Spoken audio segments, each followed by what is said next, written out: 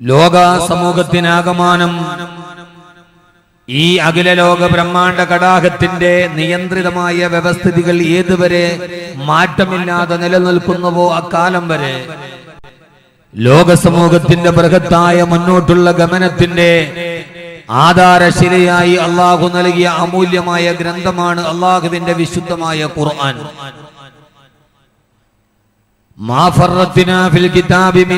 ഈ വേദഗ്രന്ഥത്തിൽ ഞാൻ ഒന്നും ഒഴിവാക്കിയിട്ടില്ല എന്ന ആമുഖത്തോടെ പ്രാചീന കാലഘട്ടങ്ങളിലും പുരാതന കാലഘട്ടങ്ങളിലും ആധുനിക കാലഘട്ടങ്ങളിലും ഉത്തരാധുനികതയിലും അത്യന്താധുനികതയിലുമൊക്കെ ഒരു സമൂഹത്തിന് നെഞ്ചോട് ചേർത്ത് പിടിക്കാൻ കഴിയുന്ന ഉപദേശങ്ങളായി, ഉപമകളായി, മുന്നറിയിപ്പുകളായി, സാന്ത്വനങ്ങളായി, തലോടുകളായി, കഥകളായി, കഥനങ്ങളായി, ഉപമകളായി, ഇതിവൃത്തങ്ങളായി, ചരിത്രങ്ങളായി അല്ലാഹുവിന്റെ ഖുർആൻ മാനവരാശിയോട് സംവദിക്കുന്നുണ്ട്.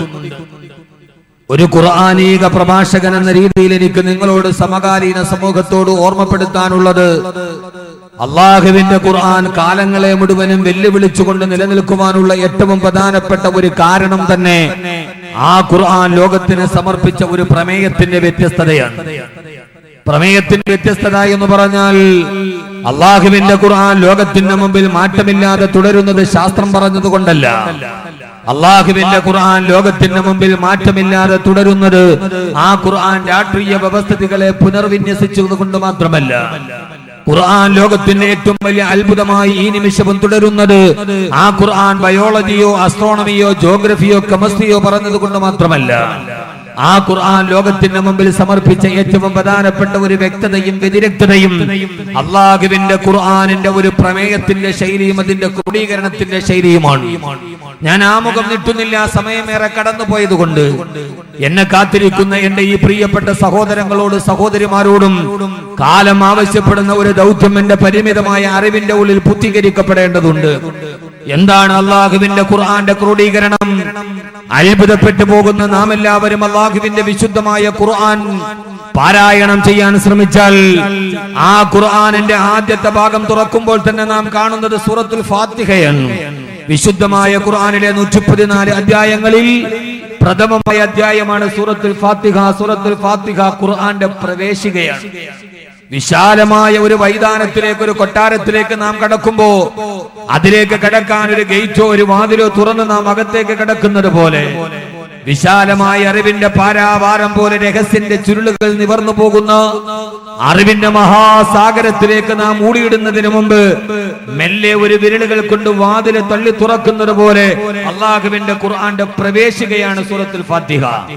ആ പ്രവേശിക കഴിഞ്ഞാൽ ഖുർആനിന്റെ രണ്ടാമത്തെ അധ്യായമായി അള്ളാഹു പേര് വെച്ചത് സൂറത്തുൽ ബഖറയാണ്. പശുവിന്റെ പേരിൽ മനുഷ്യനെ കൊന്നൊടുക്കുന്ന ഒരു കാലഘട്ടത്തിൽ സൂറത്തുൽ ബഖറ എന്ന നാമകരണത്തിന് തന്നെ ഏറെ പ്രത്യേകതയുണ്ട്. ഞാൻ അതിലേക്ക് എന്റെ വിഷയത്തെ കടത്തിക്കൊണ്ടു പോകുന്നില്ല. ഖുർആനിലെ രണ്ടാമത്തെ അധ്യായത്തിന്റെ പേര് തന്നെ സൂറത്തുൽ ബഖറ, പശു എന്നാണ്. ഇന്ന് നമ്മുടെ നവകാല ഭാരതത്തിലെ ഏറ്റവും പ്രധാനപ്പെട്ട പ്രശ്നം ഈ പശുവാണ് താനും. ആ പശുവിന്റെ പേരിൽ ആദ്യമായൊരു സൂറത്തിന് അല്ലാഹുവിന്റെ ഖുർആൻ പേര് വെച്ചത് ബഖറയാണ്.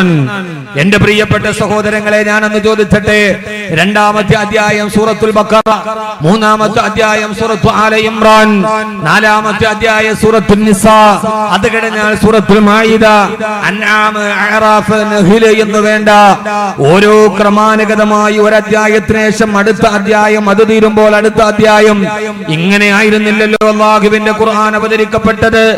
ബഹുമാനപ്പെട്ട നബി അലൈഹിസ്സലാത്തു വസ്സലാം ആദ്യമായി അവതരിപ്പിച്ചത് ഫാത്തിഹയല്ല, ഇഖ്റാൻ. ഈ സൂറത്തുൽ അലക്ക് അവതരിപ്പിക്കപ്പെടുമ്പോ ഖുർആൻ പാരായണം ചെയ്യുന്ന ഒരു പ്രാഥമികമായ വിദ്യാർത്ഥിയുടെ ഒരു സംശയം ആദ്യം തുടങ്ങേണ്ടത് സൂറത്ത് ഇഖ്റയിൽ നിന്നല്ലേ? എന്നാൽ ഖുർആൻ ഒരു ഗ്രന്ഥമായി ക്രോഡീകരിക്കപ്പെട്ടപ്പോ അതിന്റെ ആദ്യത്തെ അധ്യായമായി വന്നത് അൽഹംദുലില്ലാഹി റബ്ബിൽ ആലമീൻ എന്ന് പറയുന്ന വിശുദ്ധമായ ഖുർആനിൽ അവതരിപ്പിക്കപ്പെട്ട ഏറ്റവും അവസാനത്തെ ആയത്ത് അത് ക്രോഡീകരിക്കപ്പെട്ടത് ആദ്യത്തെ സൂറത്തിലാണ്, സൂറത്തുൽ ബഖറയിലാണ്. വത്തഖൂ യൗമൻ തുർജഊന ഫീഹി ഇലല്ലാഹ്. ഇങ്ങനെ അല്ലാഹുവിന്റെ ഖുർആൻ അതിന്റെ ക്രോഡീകരണത്തിൽ തന്നെ വലിയൊരു അത്ഭുതമാണ്. എങ്ങനെയാണ് അത് അത്ഭുതമായി മാറുക? ആദ്യമായി പ്രവാചകൻ നബി മുഹമ്മദ് മുസ്തഫ, ആദരവായ പ്രവാചകൻ നബി മുഹമ്മദ് മുസ്തഫ സല്ലല്ലാഹു അലൈഹി വസല്ലമയാണ് നിങ്ങൾ ഓരോ ആയത്തുകൾ ഇറങ്ങുമ്പോ സഹാബത്തിനോട് പറയും ഈ ആയത്ത് നേരത്തെ ഇറങ്ങി ഈ ആയത്തിന്റെ തൊട്ടടുത്ത് വെക്കണം, സൂറത്തുൽ ഫാത്തിഹ ആദ്യം വെക്കണം, രണ്ടാമത് ബഖറ ചേർത്ത് വെക്കണം. ഇതൊക്കെ ആരുടെ തീരുമാനമാണ്? ഇത് അവതരിപ്പിക്കപ്പെട്ട ഒരു ക്രമാനുഗതമായ ശൈലിയല്ല. അല്ലാഹു സുബ്ഹാനഹു വ തആല പ്രവാചകൻ സല്ലല്ലാഹു അലൈഹി വസല്ലമയ്ക്ക് അറിയിച്ചു കൊടുക്കുകയും അത് പ്രകാരം ഇന്ന സൂറത്തിന് ശേഷം ഇന്ന സൂറത്ത്, ഇന്ന ആയത്തിന് ശേഷം ഇന്ന ആയത്ത്, യാതൊരുവിധ താളപ്പെടകളില്ലാതെ മുമ്പ് പറഞ്ഞ ആയത്തിന്റെ അർത്ഥത്തോട് ചേർന്ന് നടക്കുന്ന അടുത്ത സൂക്തവുമായി അള്ളാഹുവിന്റെ ഖുർആൻ അവതരിപ്പിക്കപ്പെട്ടപ്പോ ഈ ക്രോഡീകരണത്തിൽ തന്നെ അള്ളാഹുവിന്റെ വലിയൊരു രഹസ്യമുണ്ടെന്നിരിക്കെ ആ രഹസ്യത്തിലേക്ക് വിരൽ ചൂണ്ടുമ്പോ ഞാനെന്ന് ചോദിക്കട്ടെ, അള്ളാഹുവിന്റെ ഖുർആൻ ആദ്യമായി സൂറത്തുൽ ഫാത്തിഹ ഖുർആന്റെ പ്രവേശികയാ. ആ പ്രവേശികയിലൂടെ പടച്ചറപ്പിനെ സ്തുതിച്ചതിന് ശേഷം അല്ലാഹുവേ സർവ്വലോകത്തിന്റെയും അഖിലലോക ബ്രഹ്മാണ്ഡ ഘടാകത്തിന്റെ ഉടമസ്ഥനെ, സർവാധിപതിയെ, സർവേശ്വരനെ അല്ലാഹുവേ നിന്റെ മുമ്പിൽ ഞാൻ സ്തുതിഗീതങ്ങൾ അർപ്പിക്കുകയാണ്. നീ ഗഫൂറാണ്, റഹീമാണ്, നീ പരമകാരുണ്യകനാണ്. അല്ലാഹുവേ പ്രതിഫല നാളിന്റെ ഉടമസ്ഥനും നീയാണ് തമ്പുരാന്. സന്മാർഗത്തിലൂടെ സംവദിക്കുവാനും സന്മാർഗത്തിലൂടെ സഞ്ചരിക്കുവാനും ഈ സാധുവിനെ നീ തണലേഖനെ എന്ന് പടച്ചറപ്പിന്റെ മുമ്പിൽ പ്രാർത്ഥനയോടെ നമിച്ചതിന് ശേഷം രണ്ടാമതായി സൂറത്തുൽ ബഖറ തുടങ്ങുമ്പോ ആ സൂറത്തുൽ ബഖറയിൽ അല്ലാഹു ആദ്യമായി ബഖറ തുടങ്ങിയത് എങ്ങനെയാ? ഇതാണ് അല്ലാഹുവിന്റെ ഖുർആനിന്റെ കാലോചിതമായ ഒരു വലിയ പ്രമേയമെന്ന് മനസ്സിലാക്കുമ്പോ അല്ലാഹു ഖുർആൻ പാരായണം ചെയ്യുമ്പോ ആദ്യമായിട്ട് അല്ലാഹു പറഞ്ഞതെന്താ? ബിസ്മില്ലാഹിർ റഹ്മാനിർ റഹീം. പരമകാരുണ്യകനും പരമദയാലുവുമായ അല്ലാഹുവിന്റെ നാമത്തിൽ ഞാൻ ആരംഭിക്കുകയാണ്. എന്താണ് ആരംഭിക്കുന്നതെന്നറിയോ? അല്ലാഹു ആദ്യം പറഞ്ഞു കൊടുത്തത് നരകത്തെ കുറിച്ചല്ല. ആദ്യത്തെ പ്രമേയം നരകത്തെ കുറിച്ചല്ലല്ലോ, ആദ്യത്തെ വാക്ക് തന്നെ സ്വർഗത്തെ കുറിച്ചല്ലല്ലോ. ആദ്യമായി ലോകത്തോട് അല്ലാഹു പരിചയപ്പെടുത്തി കൊടുത്തത് അവന്റെ നന്മതിന്മകൾ തൂക്കുന്ന മീസാന ത്രാസിന്റെ അപകടത്തെ കുറിച്ചല്ലല്ലോ, വരാനിരിക്കുന്ന ഖിയാമത്തിനെ കുറിച്ച്, നശ്വരമായി ലോകത്തിന്റെ തകർച്ചയെ കുറിച്ച്, സൂര്യൻ പൊട്ടിത്തകർന്ന് പോകുന്നതിനെ കുറിച്ചല്ലല്ലോ. ഖുർആൻ ആദ്യമായി തുടങ്ങുന്നത് എങ്ങനെയാണ്? അലിഫ് ലാം മീം. ആദ്യമായി പാരായണം ചെയ്യുന്നവനോട് പറഞ്ഞു കൊടുത്തത് അലിഫ് ലാം മീം. പരസ്പരം ചേർത്ത് വെക്കുന്ന അറബി ഭാഷയിലെ 3 അക്ഷരങ്ങളെ ചേർത്ത് വെച്ചിട്ട് അലിഫ് ലാം മീം എന്ന് തുടങ്ങുകയാണ് വിശുദ്ധമായ ഖുർആൻ. ഈ 3 അക്ഷരങ്ങളെ ചേർത്ത് വെച്ചിട്ട് ലോകത്തുള്ള പണ്ഡിതന്മാർ മുഴുവനും അതിന്റെ താഴെ എഴുതി വെച്ചത് കേവലം പദങ്ങളെ ചേർത്ത് വെച്ചുണ്ടാക്കിയ 3 പദങ്ങൾ അക്ഷരങ്ങളെ ചേർത്ത് വെച്ചുണ്ടാക്കിയ ഈ ഒരു ശകലത്തിന്റെ അർത്ഥം എന്തെന്നറിയുമോ? അല്ലാഹു അഅലമു ബി മുറാദിഹി ബിദാലിക. ഈ 3 പദങ്ങൾ ചേർത്ത് വെച്ചിട്ട് ഇതേവരെ ലോകത്തിന് പരിചിതമല്ലാത്ത ഈ പ്രയോഗം കൊണ്ട് പടച്ച തമ്പുരാൻ എന്താണ് ഉദ്ദേശിക്കുന്നതെന്ന് അല്ലാഹുവിനല്ലാതെ മറ്റൊരാൾക്കറിയില്ല. ഇതറിയുന്നവൻ എന്റെ അല്ലാഹു മാത്രമാണ്. അവനാണ് രഹസ്യത്തിന്റെ താക്കോൽ അല്ലാഹുവിന്റെ കയ്യിലാ.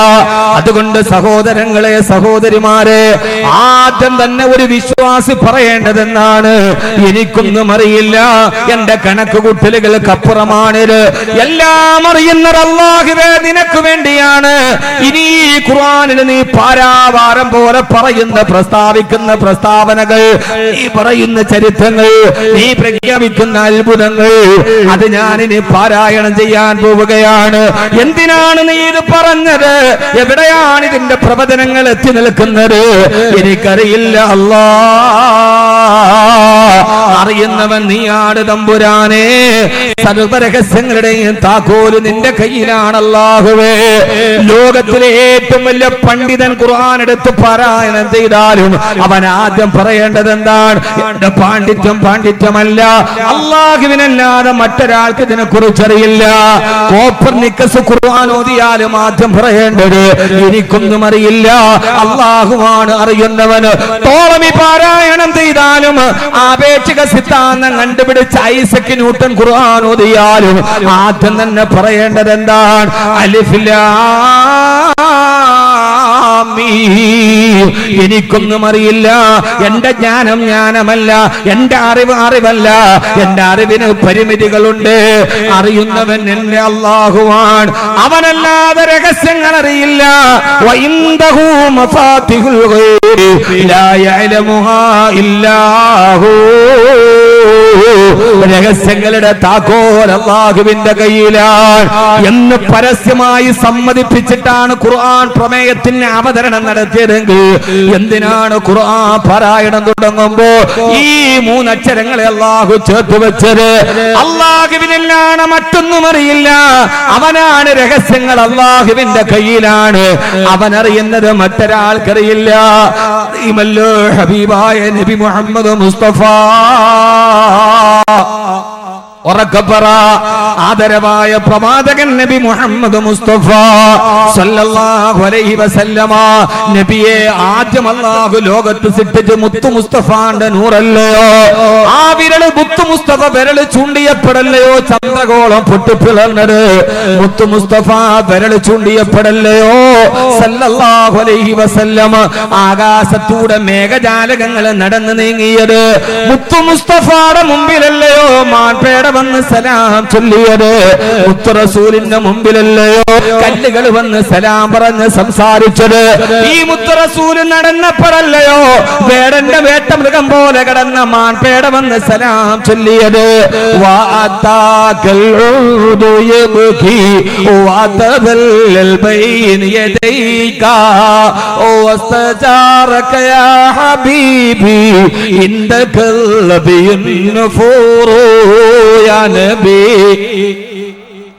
അള്ളാഹുവിന്റെ റസൂലിന്റെ മുമ്പിലാണ് മാൻപേട വന്ന് സലാം ചൊല്ലിയത്. അള്ളാഹുവിന്റെ റസൂൽ മുത്തു റസൂലാണ്. ആകാശഭൂമികൾ താണ്ടിയിട്ട് അള്ളാഹുവിന്റെ ലൗഹും അർശും പോയി കണ്ടത്.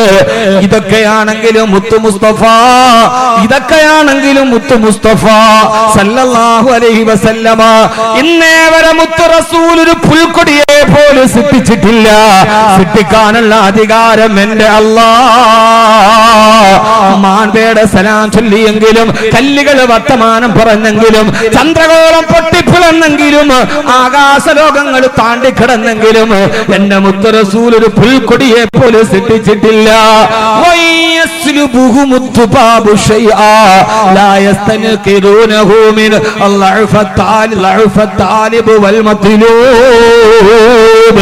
അല്ലാഹു ചോദിച്ചതെന്തെന്നറിയുമോ? ഒരീച്ചയുടെ ചിറകെങ്കിലും നിങ്ങൾക്ക് സൃഷ്ടിക്കാൻ കഴിയുമോ? ഒരീച്ചയുടെ ചിറകെങ്കിലും സൃഷ്ടിക്കാൻ കഴിയുമോ? അവിഹിത ബന്ധത്തിൽ 1000 മക്കളുടെ പിതൃത്വം ഏറ്റെടുത്തവനെ ആൾ ദൈവമായി പൂജിച്ചു വന്ന ഒരു ഭാരതത്തിന്റെ നാട്ടിലിരുന്നു കൊണ്ടാണ് മുത്തു റസൂലിനോട് ചോദിക്കുന്നത്, ഖുർആൻ ചോദിക്കുന്നത്. ആയിരക്കണക്കിന് പെണ്ണുങ്ങളെ കിടപ്പറയിൽ ലൈംഗിക വൃത്തിക്ക് ഉപയോഗിച്ചവനെ ദൈവമെന്ന് കരുതി അയാളെ കോടതി കുറ്റക്കാരനെന്ന് വിധിച്ചപ്പോ 50ഓളം നിരപരാധികളുടെ ജീവനുകൾ തച്ചുടച്ച് കളഞ്ഞ ലോകത്തെ ഏറ്റവും വലിയ ജനാധിപത്യ രാഷ്ട്രത്തിന്റെ മുമ്പിലാണ് ഞാൻ എന്റെ ഭാരതത്തെ കുറിച്ച് ലജ്ജയോടെ ഒത്തിട്ട് സംസാരിക്കുന്നത്. അവർക്ക് പ്രധാനമന്ത്രിമാരും മുഖ്യമന്ത്രിമാരും തണലായിരുന്നെന്ന് ഇന്ത്യയുടെ പ്രധാനമന്ത്രി ജവഹർലാൽ നെഹ്റുവിനെ കാണാൻ സത്യസായി ബാബ എത്തി. ആ സത്യസായി ബാബ അന്ന് പ്രധാനമന്ത്രിയായിരുന്നു ജവഹർലാൽ നെഹ്റുവിന് അന്തരീക്ഷത്തിൽ നിന്ന് HMTയുടെ ഒരു വാച്ച് കൊടുത്തു അത്രേ. ജവഹർലാൽ നെഹ്റു യുക്തിവാദിയല്ല, സന്ദേഹവാദിയാണ് ജവഹർലാൽ നെഹ്റു. ഉണ്ടോ? ഉണ്ട്. ഇല്ലേ? ഇല്ല. സന്ദേഹവാദിയാണ് നെഹ്റു. നെഹ്റു ചോദിച്ച മറുപടി ഇന്ത്യ കണ്ട മിടുക്കനായ പ്രധാനമന്ത്രിയുടെ ചോദ്യം സത്യസായി ബാബയോട്, നിങ്ങളൊരു HMTയുടെ വാച്ചല്ലാതെ നിങ്ങൾ സ്വയമായി ഉണ്ടാക്കിയൊരു വാച്ചെന്തേ നിങ്ങൾ എനിക്ക് തന്നില്ല? അങ്ങനെയായിരുന്നു ജവഹർലാൽ നെഹ്റുവിന്റെ മറുപടി. എന്നിട്ട് നെഹ്റു ഒന്നുകൂടി പറഞ്ഞു പത്രേ, ഇന്ത്യ മുഴുവനും ക്ഷാമത്തിനാണ്, അതുകൊണ്ട് HMTയുടെ വാച്ചല്ല.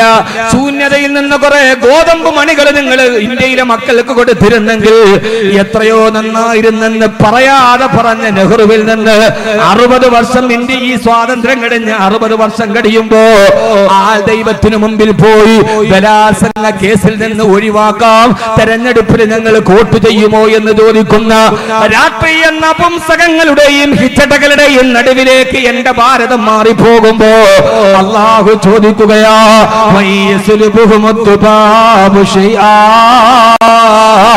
ഒരീച്ചയുടെ ചിറകെങ്കിലും നിങ്ങൾക്ക് സൃഷ്ടിക്കാൻ കഴിയുമോ? ഇതാണ് ഖുർആന്റെ പ്രധാനപ്പെട്ട പ്രമേയം. അലിഫ് ലാം മീം. അല്ലാഹുവിനല്ലാതെ ലോകത്ത് മറ്റൊരാൾക്കറിയില്ല. അതുകൊണ്ടാണ് ഹബീബായ നബി മുഹമ്മദ് മുസ്തഫ ഉറക്കെ പറ, ആദരവായ പ്രവാചകൻ നബി മുഹമ്മദ് മുസ്തഫ സല്ലല്ലാഹു അലൈഹി വസല്ലമയുടെ അടുക്കലേക്ക് വന്ന് നസാറാക്കളും 3 ചോദ്യം ചോദിച്ചുവല്ലോ. ഒരിക്കൽ അള്ളാഹുവിന്റെ റസൂലിന്റെ അടുക്കൽ വന്ന് ജൂതന്മാരായ ആളുകൾ, നസ്രാണികളുടെ സമൂഹം റസൂലാണോ എന്ന് പരിശോധിക്കാൻ 3 ചോദ്യം ചോദിച്ചു. അറിയില്ലോ നിങ്ങൾക്ക് സംഭവം? അറിയില്ല? ഇപ്പം വിചാരിക്കണ പോയിന്റിലേക്ക് എത്രയും നിങ്ങൾക്കറിയില്ല 3 ചോദ്യം? എന്നിട്ട് മനുഷ്യന്മാരാ പടച്ചവനെ 3 ചോദ്യം ചോദിച്ചു. എന്താണ് ചോദ്യം? വിവരിക്കാൻ സമയമില്ല, നമുക്ക് പെട്ടെന്ന് അങ്ങോട്ട് പറഞ്ഞു. സമയം വളരെ വൈകി. 1, ഒരു 12 മണി കഴിഞ്ഞ ആളുകൾ ഉറങ്ങാൻ തുടങ്ങും. 2, അപ്പൊ അതുകൊണ്ട് വേറെ ഒരു നാട്ടു വർത്താനല്ല, വിഷയം പരമാവധി പറയാൻ അവസാനം ഇൻഷാ അല്ലാഹ് ദുആ ചെയ്ത് പിരിയ. അതുവരെ ഇരിക്കൂല എല്ലാവരും? അതുവരെ ഇരിക്കൂലേ? ഉറക്കെ പറയും അല്ലാഹു കബൂൽ. ഉറക്കെ പറയും ഇൻഷാ അല്ലാഹ്. എന്താ പറഞ്ഞവരൊക്കെ ഒന്ന് കൈപൊക്കി പൊക്കി പൊക്ക് ഉള്ള കൈ പൊക്ക്. രണ്ടാമത്തെ കൈയും പൊക്കി, 2 കൈയും പൊക്കി. അങ്ങനെ പൊക്ക്. ഇബ്ലീസ് ഒരൽപ്പം മാറിയിട്ടുണ്ട്. അല്ലാഹു തൗഫീഖ് നൽകുമാറാകട്ടെ. അല്ലാഹു തൗഫീഖ് നൽകുമാറാകട്ടെ. അല്ലാഹുവിന്റെ റസൂലിനോട് വന്നിട്ട് ചോദ്യം, നബിയേ യാ റസൂലല്ലാഹ്, നിങ്ങൾ അല്ലാഹുവിന്റെ പ്രവാചകനാണെങ്കിൽ ആകാശ ലോകത്ത് നിങ്ങൾക്ക് രഹസ്യങ്ങളുടെ പരിധികൾ നിങ്ങൾ കണ്ടെത്തുന്നുവെങ്കിൽ, ജിബ്രീൽ നിങ്ങളോട് വർത്തമാനം പറയുന്നെന്നാണ് നിങ്ങൾ അവകാശപ്പെടുന്നതെങ്കിൽ, നിങ്ങളോട് ഞങ്ങൾ 3 ചോദ്യം ചോദിക്കുകയാണ്. അസ്ഹാബുൽ കഹ്ഫ് എത്ര പേരാണ്? അസ്ഹാബുൽ കഹ്ഫ് എത്ര പേരാണ് എന്നെ ശ്രദ്ധിക്കണം നിങ്ങള്. ചോദ്യം മറുപടി പറഞ്ഞാണില്ല, നിങ്ങൾ ഉറങ്ങും. മണി 10:30 കഴിഞ്ഞു. അസ്ഹാബുൽ കഹ്ഫ് എത്ര പേരാണ്? രണ്ടാമത് ചോദിച്ചു റൂഹിനെ കുറിച്ച് നിങ്ങളുടെ അഭിപ്രായം എന്താണ്? ആത്മാവിനെ കുറിച്ച് എവിടെയാണ് റൂഹിരിക്കുന്നത്? മൂന്നാമത്തെ ചോദ്യം വയസ്അലൂനക അൻദിൽ ഖർനൈൻ, ദുൽഖർനൈൻ ചക്രവർത്തിയെ കുറിച്ച് ഞങ്ങൾക്കൊന്ന് പറഞ്ഞു തരുമോ? ഏത് ചക്രവർത്തി? ദുൽഖർനൈൻ. ആരാ ദുൽഖർനൈൻ? സൂറത്തുൽ കഹ്ഫിൽ പറയുന്ന ദുൽഖർനൈൻ. ഖുർആൻ പറഞ്ഞ ലോകം അടക്കി ഭരിച്ച 4 രാജാക്കന്മാരുണ്ട്. അതിലൊരാളാണ് ദുൽഖർനൈൻ. മറ്റൊന്ന് കിങ് സോളമൻ. ദുൽഖർനൈൻ ചക്രവർത്തി. ഈ 3 പേരെ കുറിച്ച് ഞങ്ങൾക്കൊന്ന് പറഞ്ഞു തരുമോ? ഇത് കേട്ടപ്പോ റസൂലുള്ളാഹി മറുപടി പറഞ്ഞത്, സൗഖ്ബിറുക്കും ഗദാ, നിങ്ങൾക്ക് ഞാൻ നാളെ പറഞ്ഞു തരാം. നിങ്ങൾ നാളെ വരി. റസൂലുള്ളാഹി സ്വല്ലല്ലാഹി അലൈഹി വസല്ലം പറഞ്ഞ മനസ്സിലാവണില്ലേ? ഉളുഹിയുടെ പോത്തിറച്ചിയുടെ കെട്ടൊക്കെ ഒന്ന് വിട്ടങ്ങോട്ട് മാറിയിട്ടില്ലേ? എന്താണ് സഹോദരങ്ങളെ 3 ചോദ്യം? നന്നായി മനസ്സിലാക്കണം. ഇതാണ് ഖുർആൻ നമ്മോട് പറഞ്ഞത്. ഞാനിത് മ്യാൻമർ റോഹിംഗ്യ ഒക്കെ പറയാൻ തന്നെയാണ് ഇത് പറയണത്, അല്ലാതെ വെറുതെ പറയാനല്ല. നമ്മുടെ മനസ്സിൽ ഒരു നിരാശയും നമുക്ക് വേണ്ട. ഒരു നിരാശയും ഈ കേൾക്കുന്നതൊന്നും എന്റെ പൊന്നു ചെറുപ്പക്കാരെ നിങ്ങൾ ആശങ്കപ്പെടുത്തണ്ട. കാരണം രഹസ്യങ്ങൾ അറിയുന്നവൻ അല്ലാഹുവാണ്. അല്ലാഹുവാണ്. നാളെ പറഞ്ഞു തരാം. സൗഖ്ബിറുക്കും ഗദാ, നാളെ നിങ്ങൾക്ക് ഞാൻ പറഞ്ഞു തരാം. നാളെ പറഞ്ഞു തരാമെന്ന് കൃത്യമായി പറഞ്ഞപ്പോ നാളത്തെ കാര്യം അല്ലാഹുവിനല്ലേ അറിയൂ. വമാ തദ്രീ നഫ്സും മാദാ തക്സിബു ഗദാ, നാളെ ഇത് സംഭവിക്കുമെന്ന് അല്ലാഹുവിനല്ലേ പറയാൻ കഴിയൂ.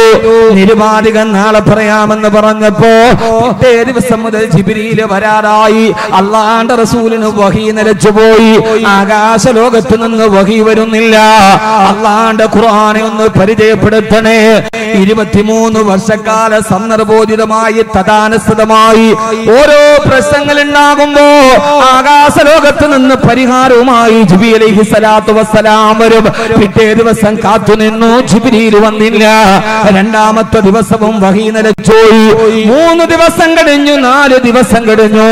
ഒരഭിപ്രായ പ്രകാരം 26 ദിവസത്തോളം പിന്നീട് വഹി നിലച്ചുപോയി. എന്ന് പറഞ്ഞാൽ ഈ ഖുർആൻ അവതരിക്കപ്പെട്ടില്ല. വഹി രാത്രിയാണല്ലോ ഖുർആൻ. 26 ദിവസം ഖുർആന്റെ അവതരണം നിലച്ചുപോയി. മുഅ്മിനീങ്ങളെ, ഹബീബായ നബി തങ്ങളെ വിഷമ സങ്കടത്തിലായി. അസ്ഹാബുൽ കഹ്ഫ് എത്ര പേരാണെന്ന് നാളെ പറയാമെന്ന് പറഞ്ഞിട്ട് പറയാൻ കഴിയാതെ നടന്നു പോയപ്പോ, മക്കയിലൂടെ നടന്നു പോയപ്പോ അബൂജഹലും കൂട്ടരും ഹബീബായ നബി തങ്ങളെ പരിഹസിച്ചുവത്രേ. ഇന്ന ശൈത്താന മുഹമ്മദിന് ഹജറഹു, ഈ മുഹമ്മദിന് ഒരു പിശാച് സേവയുണ്ടായിരുന്നു. ആ പിശാചാണ് ഇതുപോലെയുള്ള കാര്യങ്ങൾ പറഞ്ഞു കൊടുത്തത്. ഇന്നലെ മുതൽ പിശാച് മുഹമ്മദിനെ ഹജറഹു, ആ മുഹമ്മദിനോട് പിണങ്ങിക്കഴിഞ്ഞു സല്ലല്ലാഹു അലൈഹി വസല്ലം. മക്കയിലൂടെ നടന്നു പോകുമ്പോ അപഹാസത്തിന്റെ പരിഹാസത്തിന്റെ കൂരമ്പകളേറ്റ് നടക്കുകയാണ് മുത്ത് റസൂലുള്ളാഹി സ്വല്ലല്ലാഹു അലൈഹി വസല്ലം. 26 ദിവസമായി ചോദ്യം ചോദിച്ചവരെ പരിഹസിക്കാൻ തുടങ്ങി. ആകാശത്തുനിന്ന് അറിവ് വരുന്നെങ്കിൽ പിന്നെന്തേ മുഹമ്മദേ വരുന്നില്ല സ്വല്ലല്ലാഹു അലൈഹി വസല്ലം. സഹോദരങ്ങളെ, 26 ദിവസം കഴിഞ്ഞപ്പോ അല്ലാഹുവിന്റെ റസൂലിന്റെ നെറ്റിത്തടത്തിൽ വിയർപ്പ് കണങ്ങൾ ഒരുമിച്ച് കൂടാൻ തുടങ്ങി. ഹബീബാണ് നബിയെ. 26 ദിവസം കഴിഞ്ഞ് ആയത്ത് അവതരിക്കുകയാണ്. അല്ലാഹു പറഞ്ഞത് അസ്ഹാബുൽ കഹ്ഫ് ഇത്ര പേരുണ്ടെന്നല്ല, റൂഹിരിക്കുന്നത് ഇവിടെയാണെന്നല്ല, ദുൽഖർനൈൻ ചക്രവർത്തി ഇന്ന ആളാണെന്നല്ല പറഞ്ഞത്. 26 ദിവസം കഴിഞ്ഞ് ജിബ്രീൽ വന്ന വിഷയം നിശ്ചയമാണ് നബിയെ. മേലാൽ ഇനി പറഞ്ഞു പോകരുത്. ഇന്നീ ഫായിലുന ദാലിക ഗദാ ഇല്ലാ ഇൻഷാ അല്ലാഹ്. ഇൻഷാ അല്ലാഹ് ചേർത്ത് പറയാറ്, അല്ലാഹുവിലേക്ക് ചേർത്ത് പറയാറ്. ഇന്ന കാര്യം നാളെ ചെയ്യാമെന്ന് മേലാലിന് പറഞ്ഞു കൊടുക്കല്ലേ നബിയെ. പറയരുത് ഇൻഷാ അല്ലാഹ്, നാളത്തെ കാര്യം റബ്ബിനെ അല്ലാഹുവിനെ അറിയാവൂ. അതുകൊണ്ട് മേലാൽ ഇനി പറഞ്ഞു പോകല്ലേ നബിയെ. വളരെ രസകരമാണ് ഈ ആയത്ത്. ഈ ആയത്ത് അവതരിച്ചപ്പോ സഹാബത്തിനെ വിളിച്ചുകൂട്ടി മുത്ത് റസൂൽ. 26 ദിവസമായി കൂടെ നിന്നവർക്ക് തന്നെ സംശയമായി, ഈ പറയുന്നത് പോലെ നിലച്ചുപോയോ? സഹാബത്തിനെ വിളിച്ചു കൂട്ടിയിട്ട് പറഞ്ഞു, സഹാബാ, അല്ലാഹുവിന്റെ ഭാഗത്ത് നിന്ന് വഹി വന്നു കഴിഞ്ഞു. എത്ര പേരാണ് നബി അസ്ഹാബുൽ കഹ്ഫ്? എണ്ണം അല്ലാഹു പറഞ്ഞു തന്നില്ല. ഇനി മേലാൽ ഇമാതിരി വർത്താനം പറയരുതെന്ന് എന്നെ താക്കീത് ചെയ്തു സഹാബാ.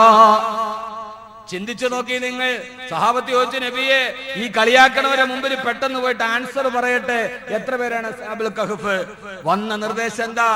അല്ലാഹുവിന്റെ റസൂൽ പറഞ്ഞു, സഹാബ എന്നോട് പറഞ്ഞു മേലാലിന് ഇമാതിരി വർത്താനം പറയതെന്നാണ്, ഇൻഷാ അല്ലാഹ് തീർത്തിട്ടേ പറയാവുള്ളൂ എന്നാണ്. സഹാബത്ത് ഇങ്ങനെ മുഖത്തേക്ക് നോക്കി. മുത്ത് റസൂൽ കാരണം മനസ്സിലായില്ല. മുത്ത് റസൂൽ സല്ലല്ലാഹു അലൈഹി വസല്ലം, അല്ലാഹുവിന്റെ റസൂൽ അപ്പ പറഞ്ഞു, സഹാബ നിങ്ങളോട് ഈ ആയത്ത് പറഞ്ഞു തരുമ്പോ ഈ ആയത്ത് സഹാബത്തിന് ഓതി കേൾപ്പിക്കവേ അല്ലാഹുവിന്റെ റസൂൽ പറഞ്ഞു, സഹാബ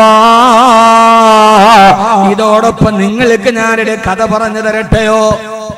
സഹാബത്ത് ഇങ്ങനെ അത്ഭുതപ്പെട്ടു നിന്നപ്പോ ഇതാണ് ഖുർആൻ, ഇതാണ് ഖുർആൻ അവതരിച്ചത്. ഈ ആയത്തോതി കേൾപ്പിച്ചപ്പോ സഹാബ ഇതിന്റെ കൂടെ നിങ്ങൾക്ക് ഞാൻ വേറൊരു ചെറിയ കഥ പറഞ്ഞു തരട്ടെ. സഹാബത്തോട് പറഞ്ഞ നബിയെ.